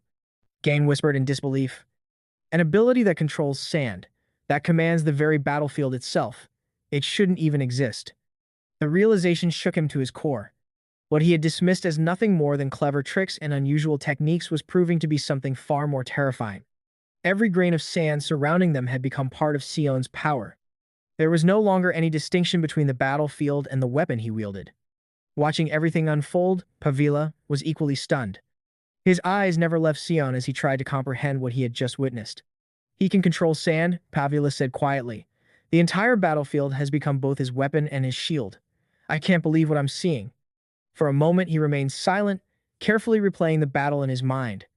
Besides, Gain is an experienced scavenger with countless battles behind him. If they had fought head-on from the beginning, Sion would have been in real danger. The more he analyzed the fight, the more unbelievable Sion's actions became. This kid deliberately used his status as an irregular to lower his opponent's guard. He made Gain believe he was inexperienced. He made him think he had already figured out every one of his abilities. Pavila's expression became increasingly serious. Then he patiently waited for the perfect opportunity to strike. He paused before continuing. The experience required to make decisions like that normally comes only after years of training, countless battles, and surviving life-and-death situations. Yet Sion had demonstrated that level of tactical awareness naturally, as though it were instinct. As unbelievable as it sounds, Pavila said slowly, he adapted and came up with that strategy in the middle of the fight. His gaze remained fixed on Sion, who stood battered, bruised, and covered in blood but completely unbroken. He's definitely no ordinary tiger cub. Those words carried genuine admiration. A tiger cub was dangerous because it would eventually grow into a fearsome beast. But what Pavila had just witnessed was something entirely different. Sion wasn't simply growing stronger over time. He was evolving in real time, becoming more dangerous with every passing moment of battle. Unable to contain his amazement any longer, Pavila suddenly turned toward Crayon. "Where the hell did you find a monster like him?" he demanded. His voice echoed across the battlefield as the battle finally came to an end. The scene shifted to Sion. His condition was terrible. His face was swollen and stained with blood. Bruises covered his entire body, and every movement sent sharp pain through his muscles. Even so, a faint smile appeared on his face as he reflected on the battle. "That was way too close," he muttered while catching his breath. Things could have gone very badly. The memory of Gain's devastating punches was still fresh in his mind. No one understood better than Sion just how close he had come to defeat. If even one of those punches had landed a little differently, I would have been finished. He wiped the blood from his face and let out a quiet laugh. Still, the old man has to praise me after a fight like that, right? Despite everything he had endured, Sion seemed genuinely satisfied with the outcome. Before he could relax any further, however, something unexpected happened. A new path suddenly revealed itself. The surrounding area shifted as a previously hidden passage appeared before everyone present. Sion stared at it in surprise. Before he could speak, an enraged voice thundered across the area. "You damn idiot! How dare you come back after fighting like that?" It was Crayon. The old warrior glared directly at Sion, his face burning with anger. Sion blinked in confusion. "Wait, Crayon? At least tell me what I did wrong this time." He genuinely couldn't understand why his master was so furious. That only made Crayon even angrier. "The guy you spared," Crayon shouted. "How could you not notice? He was trying to stab you from behind. You didn't even see it coming." The accusation completely caught Sion off guard. He hadn't expected that to be the reason. Without giving him a chance to respond, Crayon continued. "How long are you going to keep being so soft?" His voice was sharp and unforgiving. Sword in hand, Crayon stepped forward, his expression filled with frustration and disappointment. "Go back. That kind of attitude is going to get you killed sooner or later." His words were harsh, but beneath them was genuine concern for his student. Nearby, Pavila and Kay watched the exchange in silence. Neither of them interrupted. They simply observed as Crayon continued lecturing Sion. "It's not too late," Crayon said. "Go back and fix that mindset." He looked deeply disappointed. It was obvious that he believed Sion's compassion and willingness to spare his enemies would eventually become a fatal weakness. An awkward silence settled over the area. Then a calm voice suddenly broke it. "Thank you." Everyone turned toward the speaker. Pavila and Kay had stepped forward. As they approached, Pavila spoke calmly. "Everyone in Archelon is a non-combatant. There's no shame in admitting it. People from the MC clan simply aren't suited for fighting." Their words carried a quiet sense of humility. While Sion and the others had risked their lives in a brutal battle, the people of Archelon were fundamentally different. They weren't warriors, soldiers, or fighters. They were ordinary villagers who had survived by depending on one another and supporting those who could protect them. As the tension from the battle gradually faded, the difference between them became even more apparent. While Crayon feared that Sion's compassion would one day cost him his life, Pavila and Kay were simply grateful that someone like him existed. In a world consumed by endless bloodshed and violence, Sion still possessed the ability to show mercy. Even if that compassion frustrated the seasoned veterans around him, it was proof that he hadn't lost his humanity. The newly revealed path before them was a reminder that their journey was far from over. At the same time, the conversation surrounding Sion revealed another important truth. Although he was becoming stronger with every battle, there were still lessons he had yet to learn. Pavila stepped forward and spoke sincerely. We're all just blacksmiths. The best we can do is swing our hammers at scavengers. Without you, I can't even imagine how many people would have died today. Truly, thank you. You fought incredibly well. Before Sion could respond, Kay rushed over and wrapped him in a tight hug. You were amazing. You fought the entire Black Shark crew all by yourself. Don't let that monster Crayon get to you. He's always had impossibly high standards. When I forged my first dagger as a kid, before she could finish, Sion quietly interrupted her. No, I knew Masamoto could still attack me after I spared him.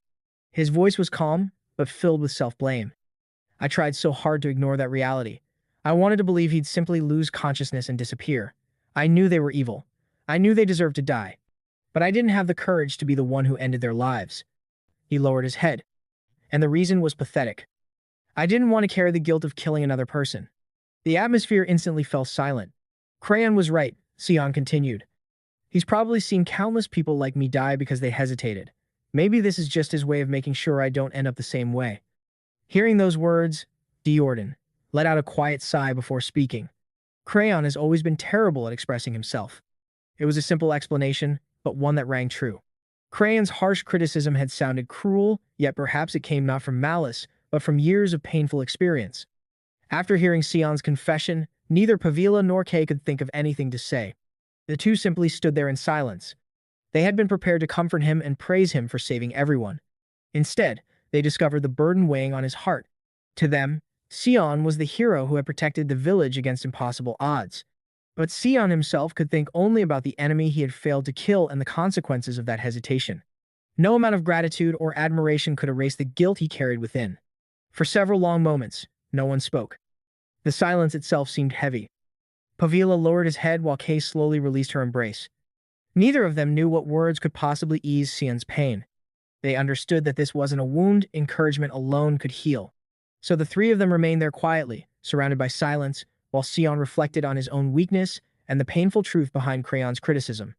Even though everyone else viewed him as the hero who had saved countless lives that day, Sion could see only the hesitation that had nearly caused even greater tragedy. Kay suddenly stepped back and hid behind Pavla, staring at Sion as though she had just witnessed something unbelievable. I've never heard anyone speak about Crayon like that before. Did you hit your head or something? Her reaction was so sincere that, under different circumstances, everyone might have laughed. But Pavla paid no attention to her joke. Instead, he quietly reflected on everything Sion had said. He hesitated during a battle where his own life was on the line. That must have been incredibly difficult for him. Pavila lowered his gaze as guilt settled heavily in his heart, especially at his age. That's far too much for anyone to bear. I feel relieved and guilty at the same time. These poor kids are forced to go through all of this because of us useless adults. The realization left a bitter feeling in his chest. Everyone had admired Sion's strength, yet they had forgotten something important. He was still just a young boy. The burden resting on his shoulders was far too great for someone his age. Pushing those thoughts aside for the moment, Pavla clapped his hands together and spoke loudly to brighten the atmosphere. All right, let's head inside and have something to eat. Then he turned to Sound. Kid, you should wash up first. Everyone nodded in agreement. Okay. Together, they headed inside. A short while later, they made their way upstairs. Meanwhile, Crayon sat alone in his room, quietly relaxing as though nothing significant had happened that day. Suddenly, the door burst open. Sion stormed inside and immediately shouted, Why are you pretending nothing happened? Crayon slowly turned toward him with a smug grin. Well, well, if it isn't our little scaredy cat. The smile on his face grew even wider. Did you come here because you want to go home? Sion frowned immediately. What's with that attitude? Crossing his arms confidently, he declared, Gramps, you're seriously underestimating me. Let me make one thing clear, I don't break that easily. A determined smile appeared on his face. That was nothing. However, before Sion could continue acting confident, Crayon calmly interrupted him. Your hands are still shaking. Sion froze. Only then did he notice the faint tremble in his fingers. Crayon's expression softened, becoming far more serious than before. That's normal. There was no trace of mockery in his voice. You'd be the strange one if you weren't affected. Silence filled the room as he continued. Taking someone's life isn't easy. His words carried the weight of personal experience. You're ending another person's life. Crayon kept his eyes fixed on Sion, and the guilt that comes with it stays with you forever. Sion listened quietly, unable to argue. There were no insults or harsh remarks this time. Only the honest words of someone who had already walked that painful path. So don't try to forget it, Crayon said calmly. And don't try to numb yourself to it either. Leaning back in his chair, the old man spoke with unusual seriousness. That guilt should remain with you. As long as you remember it, you'll never forget the value of a human life. He paused before continuing. The day killing someone no longer affects you is the day you become more dangerous than the people you're fighting. For the first time since entering the room, Sion found himself completely speechless. Crayon's earlier words had sounded cold and merciless. Now, Sion finally understood their true meaning. The old man had never been mocking his weakness. He had been trying to protect him. Crayon understood better than anyone how crushing the burden of taking a life could become, and he didn't want Sion to lose himself while trying to escape that pain. The room fell silent once again as the old warrior and his young disciple sat facing one another. The tension slowly faded. Behind Crayon's rough personality and blunt way of speaking was a concern he simply didn't know how to express properly. For perhaps the first time, Sion was beginning to see that side of him. Crayon continued in the same calm but unwavering tone. If you ever stop feeling guilty, you'll be no different from the men you killed. He looked directly into Sion's eyes. Never forget this. If their deaths weigh on your heart, that's proof you're still human. After a brief pause, he added, if it's more than you can bear, you can always go back. The old man was offering him a chance to walk away. But Sion immediately shook his head. I already told you I won't break. His voice was filled with determination. I'll protect my own life, so you don't have to worry about me. Then a playful grin spread across his face. Besides, how could I leave a stubborn old man like you all by yourself? I'll stay with you so you don't die of loneliness. For just a brief moment, Crayon actually smiled. Seeing that rare reaction, Sion smirked even wider. Come on, admit it. Things are less lonely with me around. Crayon remained silent. Sion folded his arms confidently. And if I leave, who's going to clean up your corpse when you finally croak? The instant those words left his mouth, Crayon's fist shot forward. Wait. Use your words, not your fists. Sion's panicked shout echoed throughout the room as the old man once again resorted to his favorite method of communication.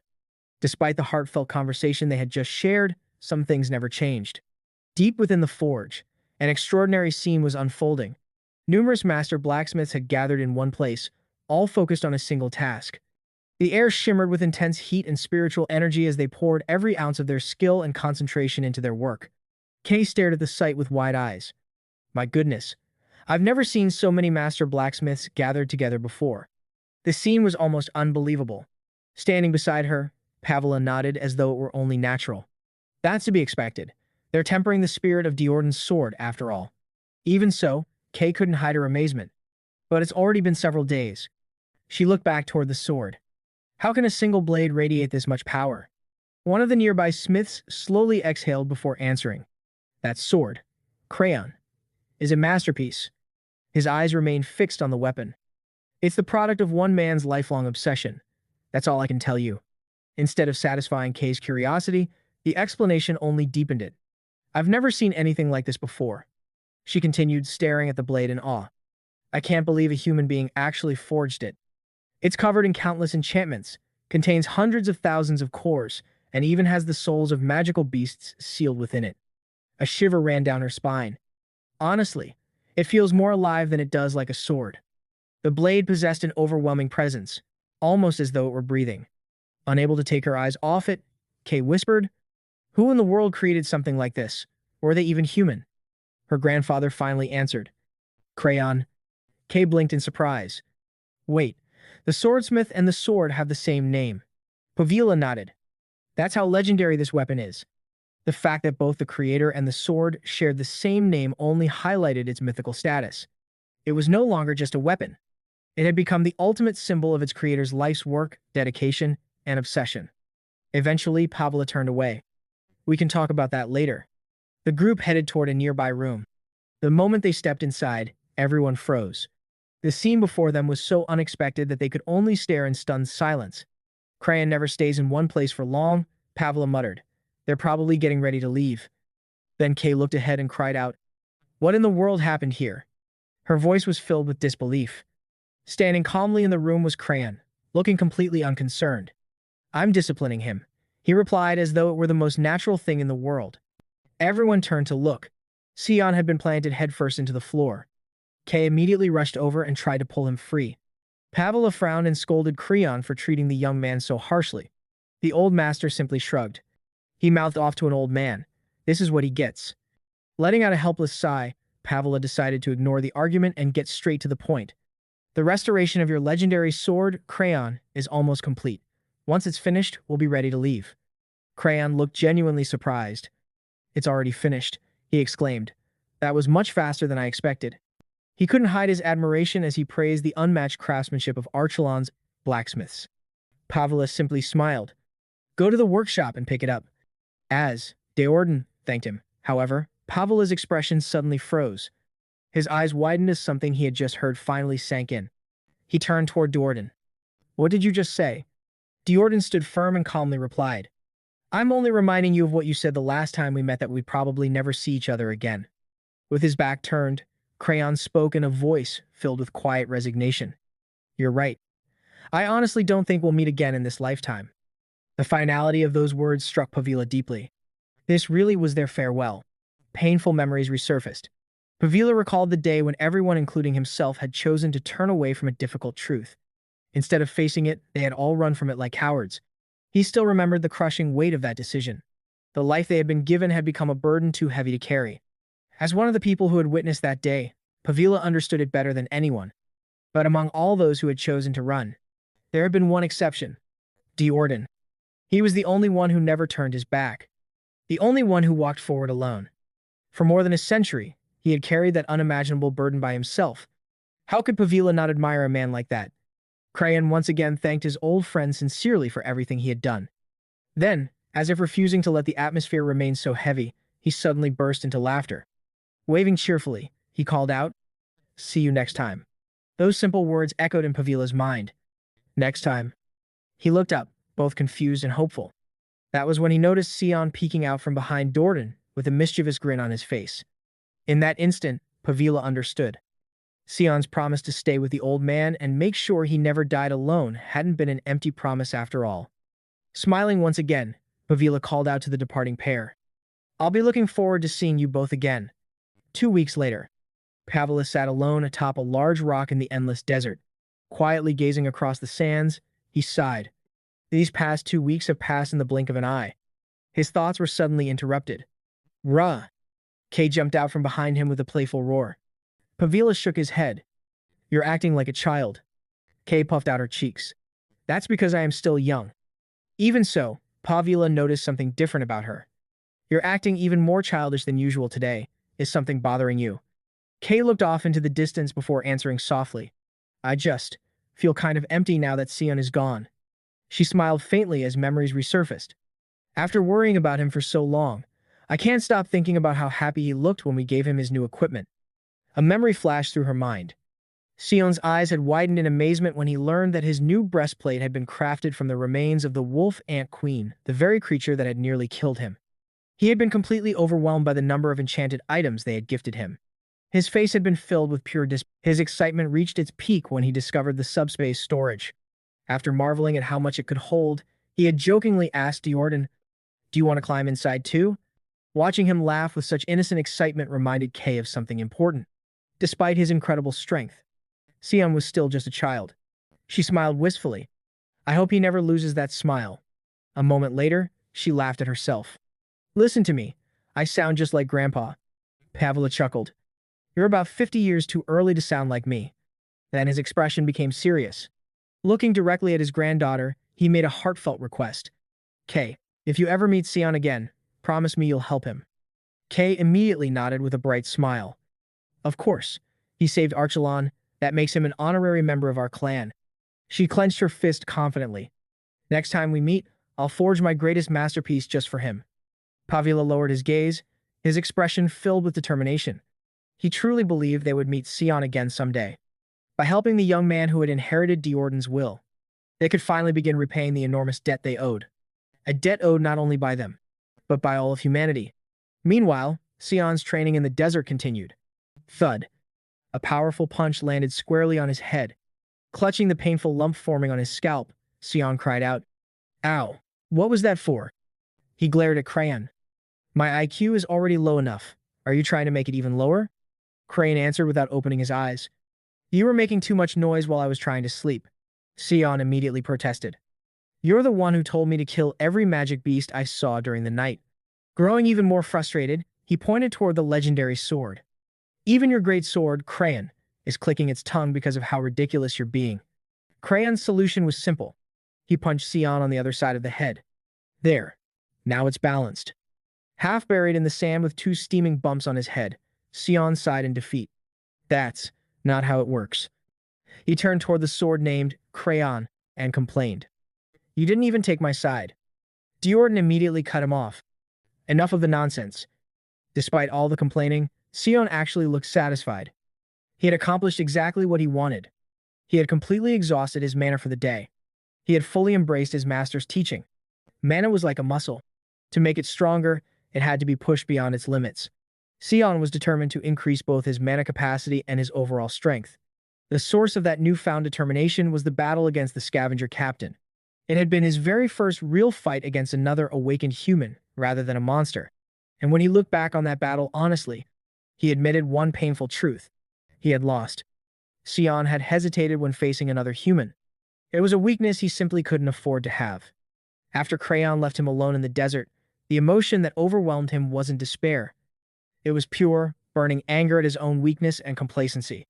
He realized that a single moment of hesitation was enough to erase everything he had struggled to survive for.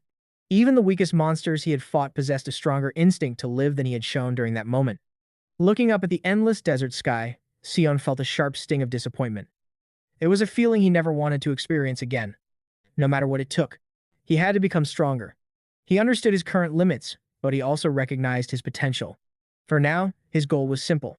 Train relentlessly and master the new gauntlets Kay had given him. He recalled her instructions. If you insert a fire attribute item into them, their power will increase. He couldn't help regretting that he hadn't taken a fire core from the Drake dungeon. Another thought crossed his mind. Could communicating with a weapon really be the secret behind the old man's strength? As he continued training, he muttered to himself. Is the old man's grumpiness a symptom of male menopause? Almost instantly, Crayon's voice rang out behind him. Are you done harvesting? While cleaning a magic crystal, Sion nodded. Yeah, I'm finished. Crayon stood and looked toward the setting sun. Time to move. Sion glanced at the horizon. Is the sun setting earlier than usual, or does it just feel that way because we've been so busy? Crayon shook his head. Neither. We've crossed into a completely different region of the desert. He continued. Out here there are no landmarks, so we navigate by the sun. The change in its path tells us we've entered unfamiliar territory. Sion grinned. So, you're finally taking me somewhere we can actually sleep. Crayon immediately denied it. Before he could say anything else, his eyes focused on something in the distance. Looks like we've got a welcoming party. Standing atop a sand dune, the two spotted an enormous dark silhouette rising on the horizon. Sion narrowed his eyes. Is that a mine? Or just a giant rock? It looks too small to be a mine. A wild grin spread across Diordan's face. That's only the tip of the iceberg. His excitement grew. What's buried beneath the sand is the truly incredible part.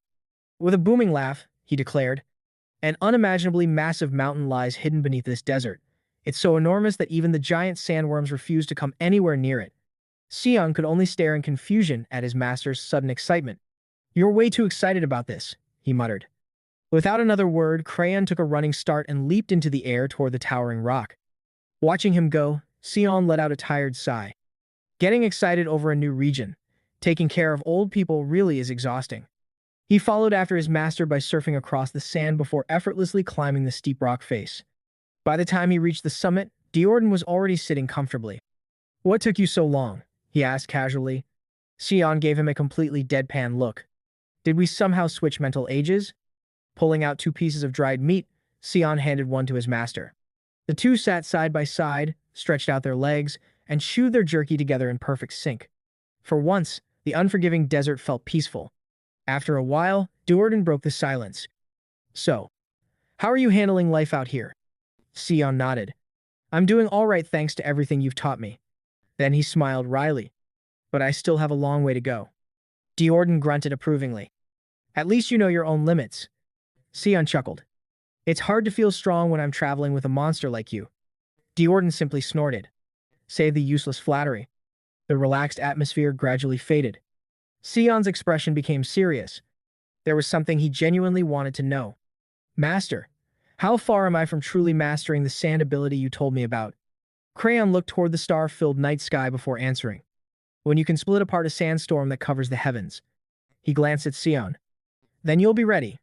Sion lowered his head. The sheer scale of that goal was almost impossible to imagine. After a brief silence, Crayon continued. There's another path you can take. He explained that if they continued their current journey, they would eventually reach a dungeon he had discovered decades ago for personal reasons. It's an extremely dangerous place, Crayon warned. But if you conquer it, your strength may increase far faster than it would through ordinary training. Then he asked, So, will you go? A wide, almost feral grin spread across Sion's face. His eyes sparkled with excitement. Jumping to his feet, he shouted, Of course. Let's go right now. What are we waiting for? Duarden looked at him without the slightest reaction. Go to sleep. At that exact moment, panicked screams echoed from below. A group of people frantically climbed the enormous rock. Rustling sounds echoed through the darkness beneath them. Sion instinctively stood up. Is that a magic beast? Sensing a monster nearby, he reached for his weapon. I'll go deal with it. Crayon smirked. What? Planning to make friends with it instead? Below them, the fleeing group was in complete panic. They desperately searched for somewhere safe to hide, quickly realizing that splitting up would only make things worse. From above, Sion and Crayon watched as the group ran directly toward their location. Naturally, Sion assumed they were fleeing from a powerful monster. But as they drew closer, his eyes widened in surprise. There, elves? The elves noticed the two humans standing atop the rock. Seeing elves for the very first time, Sion couldn't help admiring their appearance. His amazement, however, vanished almost instantly. One of the elves suddenly said, Throw the humans to the monster. They'll make a perfect distraction. Sion stared at them in disbelief. Seriously? He had always heard that elves were a noble and honorable race. Yet these elves were casually suggesting sacrificing innocent people as bait. Even the half-elf K is 1,000 times better than these people, he thought. Before he could fully process their cruelty, the elves had already climbed to the top of the rock. The leader stepped forward without hesitation. Pointing at Sion and Crayon, she shouted, You two, get down from that rock. Her intentions were unmistakably clear. The lead elf made her intentions perfectly clear. She wanted Sion and Crayon to climb down and lure the magic beast away so the elves could escape. The entire group immediately adopted a hostile stance. Weapons were drawn, and they were fully prepared to force the two humans into becoming bait. Sion tried to reason with them. You're all fast enough to escape on your own.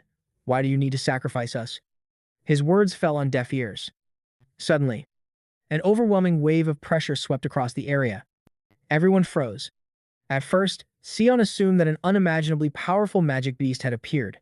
The elves clearly believed the same thing. Their faces turned pale as terror gripped them. But after a moment, Sion realized something horrifying.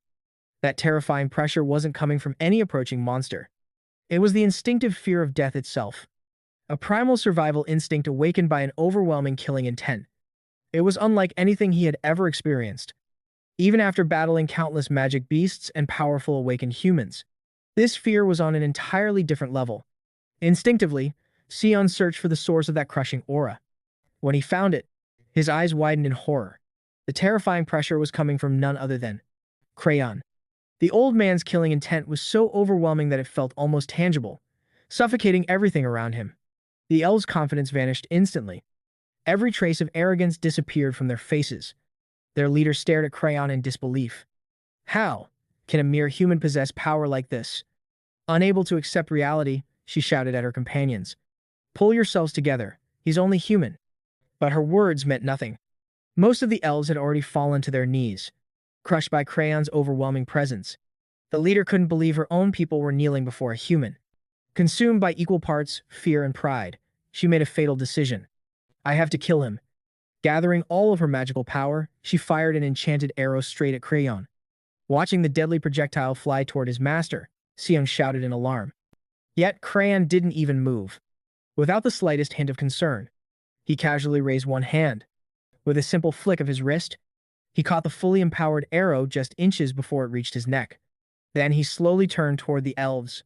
His face was filled with pure, terrifying rage. The horrified leader screamed, "Get into formation. Kill the human. Once he's dead, everything will be fine." Before anyone could move, a cold voice echoed through the battlefield. "How did you survive?" In the next instant, one of the male elves, Jorah, was suddenly seized. No one had even seen Crayon move. He was already standing before the elf, gripping him firmly by the head. His voice was low and filled with murderous intent. "I should have wiped every last one of you out decades ago." The other elves shouted angrily, "Let Jorah go." They were furious that a human had dared lay a hand on one of their own. Ignoring them completely, Crayon tightened his grip. Once again, he asked the same question. "How did you bastards survive?" His voice became even colder. "Tell me, who did you sacrifice this time just to stay alive?" Those words hinted at a dark history between Crayon and the elves. His grip tightened even further. Crunch. Jorah's head exploded in Crayon's hand. The remaining elves stared in absolute horror. Without missing a beat, Crayon slammed his foot into the ground. A tremendous shockwave erupted outward, throwing every elf off balance. His voice thundered across the battlefield. "I still remember your twisted way of thinking. It doesn't matter how many humans die, because human lives are worth less than insects. Humans deserve to die, not elves." Crayon's fury exploded. "Even after everything that's happened to this world, you bastards still haven't changed." Sion stood frozen. What is he talking about? His master's earlier words echoed through his mind. The world became like this because of the non-human races. Before he could process those thoughts, the ground suddenly exploded. The monster the elves had been fleeing finally emerged. A colossal underground creature burst from beneath the sand. The terrified elves screamed, "Sulkerus!" As they fell toward the gigantic beast, one of the elves shouted, "Throw the smaller human to it first." The plan was simple. While the monster was distracted devouring Sion, they would gang up on the human who had killed Jorah. But before they could act, the world itself seemed to split apart. Crayon had already moved. His sword flashed once. In a single strike, he sliced both the enormous monster and one of the elves cleanly in half. Without slowing down, he eliminated two more elves before they could even react. Landing gracefully, he caught the remaining female elf by the face. His voice was frighteningly calm. "Your village is nearby, isn't it?" He offered her one final chance. "Answer me, and I'll let you live." She spat curses instead. Without hesitation, Crayon slammed her into the ground. The impact created a massive crater. Her lifeless body lay motionless as blood spread across the shattered earth. At that moment, the old warrior looked less like a human, and more like a nightmare. Only one elf remained alive. She trembled uncontrollably, begging him not to come any closer. Finally recovering from his shock, Sion rushed forward. "Master, stop." With a casual wave of his hand, Crayon knocked Sion away. The force sent Sion flying before he crashed heavily into the ground. Crayon didn't even look back. Instead, he stared at the terrified elf. A cruel smile spread across his face. "Funny. A moment ago you looked down on humans. Now you're trembling before one." His smile widened. "I'll ask one last time. Where is your village?" The elf stared at him in complete disbelief. She couldn't understand how a human even knew that an elven village existed nearby. One look into Crayon's eyes shattered what little courage she had left. In that instant, she stopped caring about her people. With trembling hands, she pointed toward the direction of the village. Crayon smiled. He had gotten the answer he wanted. The elf immediately collapsed to her knees. "Please. I was wrong. I'm sorry. Spare me." Ignoring every plea, Diordan launched himself toward the distant village. The sheer force of his leap sent a massive cloud of sand exploding behind him as he disappeared into the horizon. When the dust finally settled, the last surviving elf found herself completely alone. A wave of relief washed over her, and she burst into hysterical laughter. She had survived. But the relief lasted only a moment. Her body gave out beneath her, and she collapsed to the ground, her fate left uncertain. Not far away, Sion slowly pulled himself out of the rubble. Bruised, bleeding, and covered in dust, he groaned in pain. That crazy old man, he muttered. He glanced down at his battered body and realized that if he hadn't been wearing the new breastplate Kay had made for him, he would have suffered at least 4 broken ribs. Looking toward the horizon, he remembered the horrifying display of power he had just witnessed. The devastated battlefield, the scattered bodies, the overwhelming strength his master had unleashed. Why did he have to go this far? Refusing to stay behind, Sion forced himself back to his feet despite the pain. Gramps, where are you going? He shouted as he chased after him. Crayon's chilling words echoed in his mind. I should have killed every last one of you decades ago. Where were you hiding? His master's furious declaration that the non-human races were responsible for the world's downfall now carried an entirely different meaning. After running as fast as he could, Sion finally reached his destination. Gramps, he called out. What greeted him left him speechless. The elven village was engulfed in flames. Buildings burned as smoke filled the sky. The ground was covered with the lifeless bodies of elves.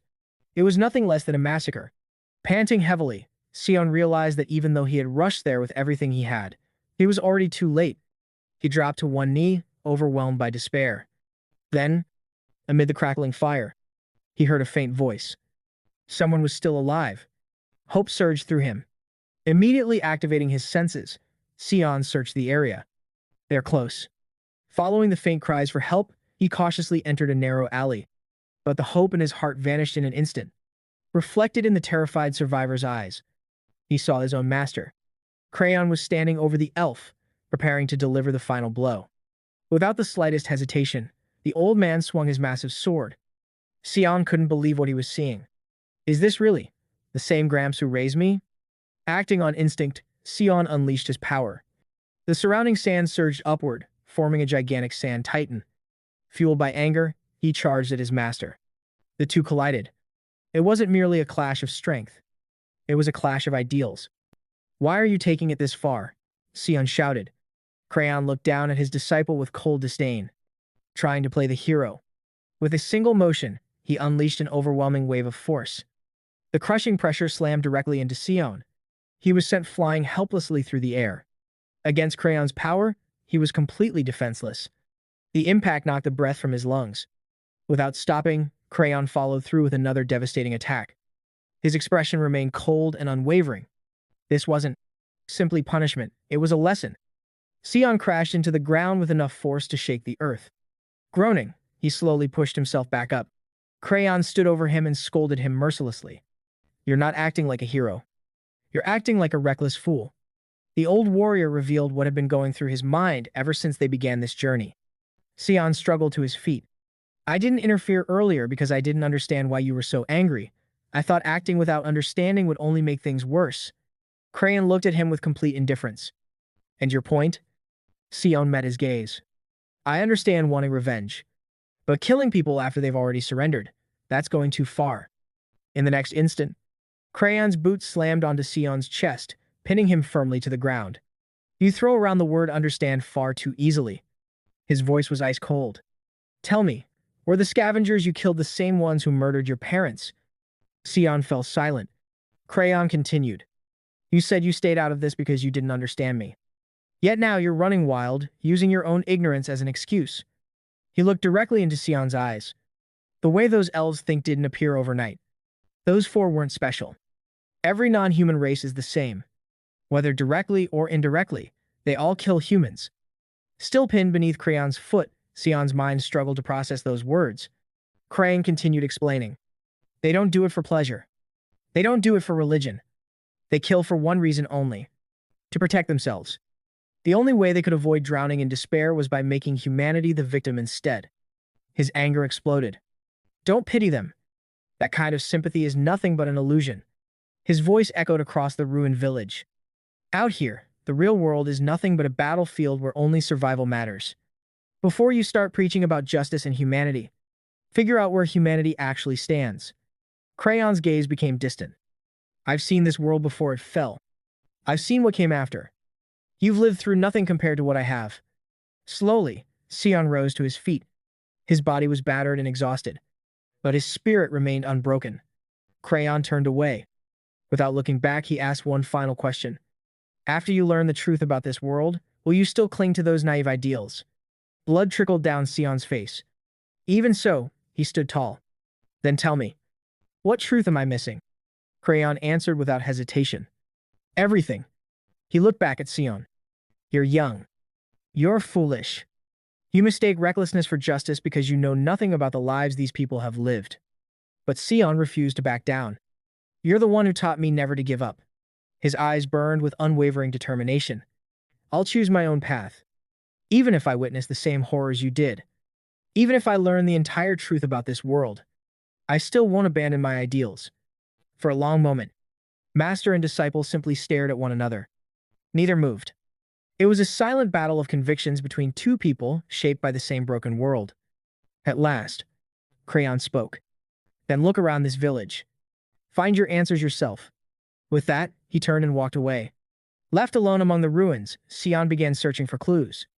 His eyes eventually settled on the clothing worn by one of the dead elves. Where did they get clothes like these? He wondered. Crayon answered without turning around. We'll understand once we return to Archelon. Now completely alone, Sion continued his investigation. The more he looked around, the stranger the village seemed. It contained only houses. There were no shops, no restaurants, no farms. Nothing needed to sustain a normal settlement. A village couldn't survive by simply providing places to sleep. Something about the entire place felt fundamentally wrong. As he continued searching, he eventually discovered a large wooden chest. Opening it, he found it packed to the brim with trinkets, jewelry, and countless personal accessories. Sion carefully inspected the objects inside the chest. The craftsmanship looked familiar in quality, yet the designs were completely different from anything he had ever seen. Not a single item resembled the work of human artisans. The ornaments, tools, and decorations all possessed an ancient style unlike anything found in human cities. As he ran his fingers across them, the materials felt incredibly old. It was as though they had existed for well over a century. That realization immediately reminded him of the history he had always been taught. According to official records, the non-human races had only appeared 100 years earlier, when the world was transformed into a vast desert. But something didn't add up. Could an entire race really build a culture this rich in only 100 years? The idea seemed impossible. Continuing his search, Sion discovered a stone tablet engraved with strange, swirling symbols. The language was completely unfamiliar. He couldn't read a single character. Growing up, he had simply accepted the existence of magic beasts and non-human races as an undeniable fact. To him, they had always been part of the world. But now, a disturbing possibility began to take shape. What if they didn't suddenly appear? What if they had existed long before humanity ever knew about them? As he studied the ancient artifacts, another thought crossed his mind. Perhaps these races hadn't come to Earth willingly. A far more terrifying conclusion slowly formed. What if some unimaginably powerful being forced every non-human race onto this planet? If a godlike existence capable of such a feat truly existed, then everything he believed about the world's history was built on a lie. The final piece of the puzzle fell into place when Sion discovered another chest. Unlike the first one, this chest was filled with human belongings. Clothes, jewelry, personal keepsakes. Many of them were stained with dried blood. At that moment, he finally understood. The village had no stores, no farms, no workshops, because it didn't need them. The elves never produced their own necessities. They simply murdered humans and stole everything they needed from the dead. A lonely wind drifted through the ruined village, carrying an eerie silence that seemed to echo with the voices of countless victims. Cold anger welled up inside Sion. Standing in the middle of the destroyed settlement, he silently raised his hand. The sand surrounding him began to swirl violently around his arms. Then he slammed his fist into the ground. The desert trembled. Under his control, the sand shifted and sank, creating an enormous grave beneath the village. The ruined settlement slowly disappeared into the earth as the desert swallowed it whole. Afterward, Sion knelt quietly before the rows of makeshift graves he had created. Tears streamed down his face as he offered his silent prayer for the countless humans who had lost their lives there. In a soft voice, he whispered, "This is the very least respect I can give you.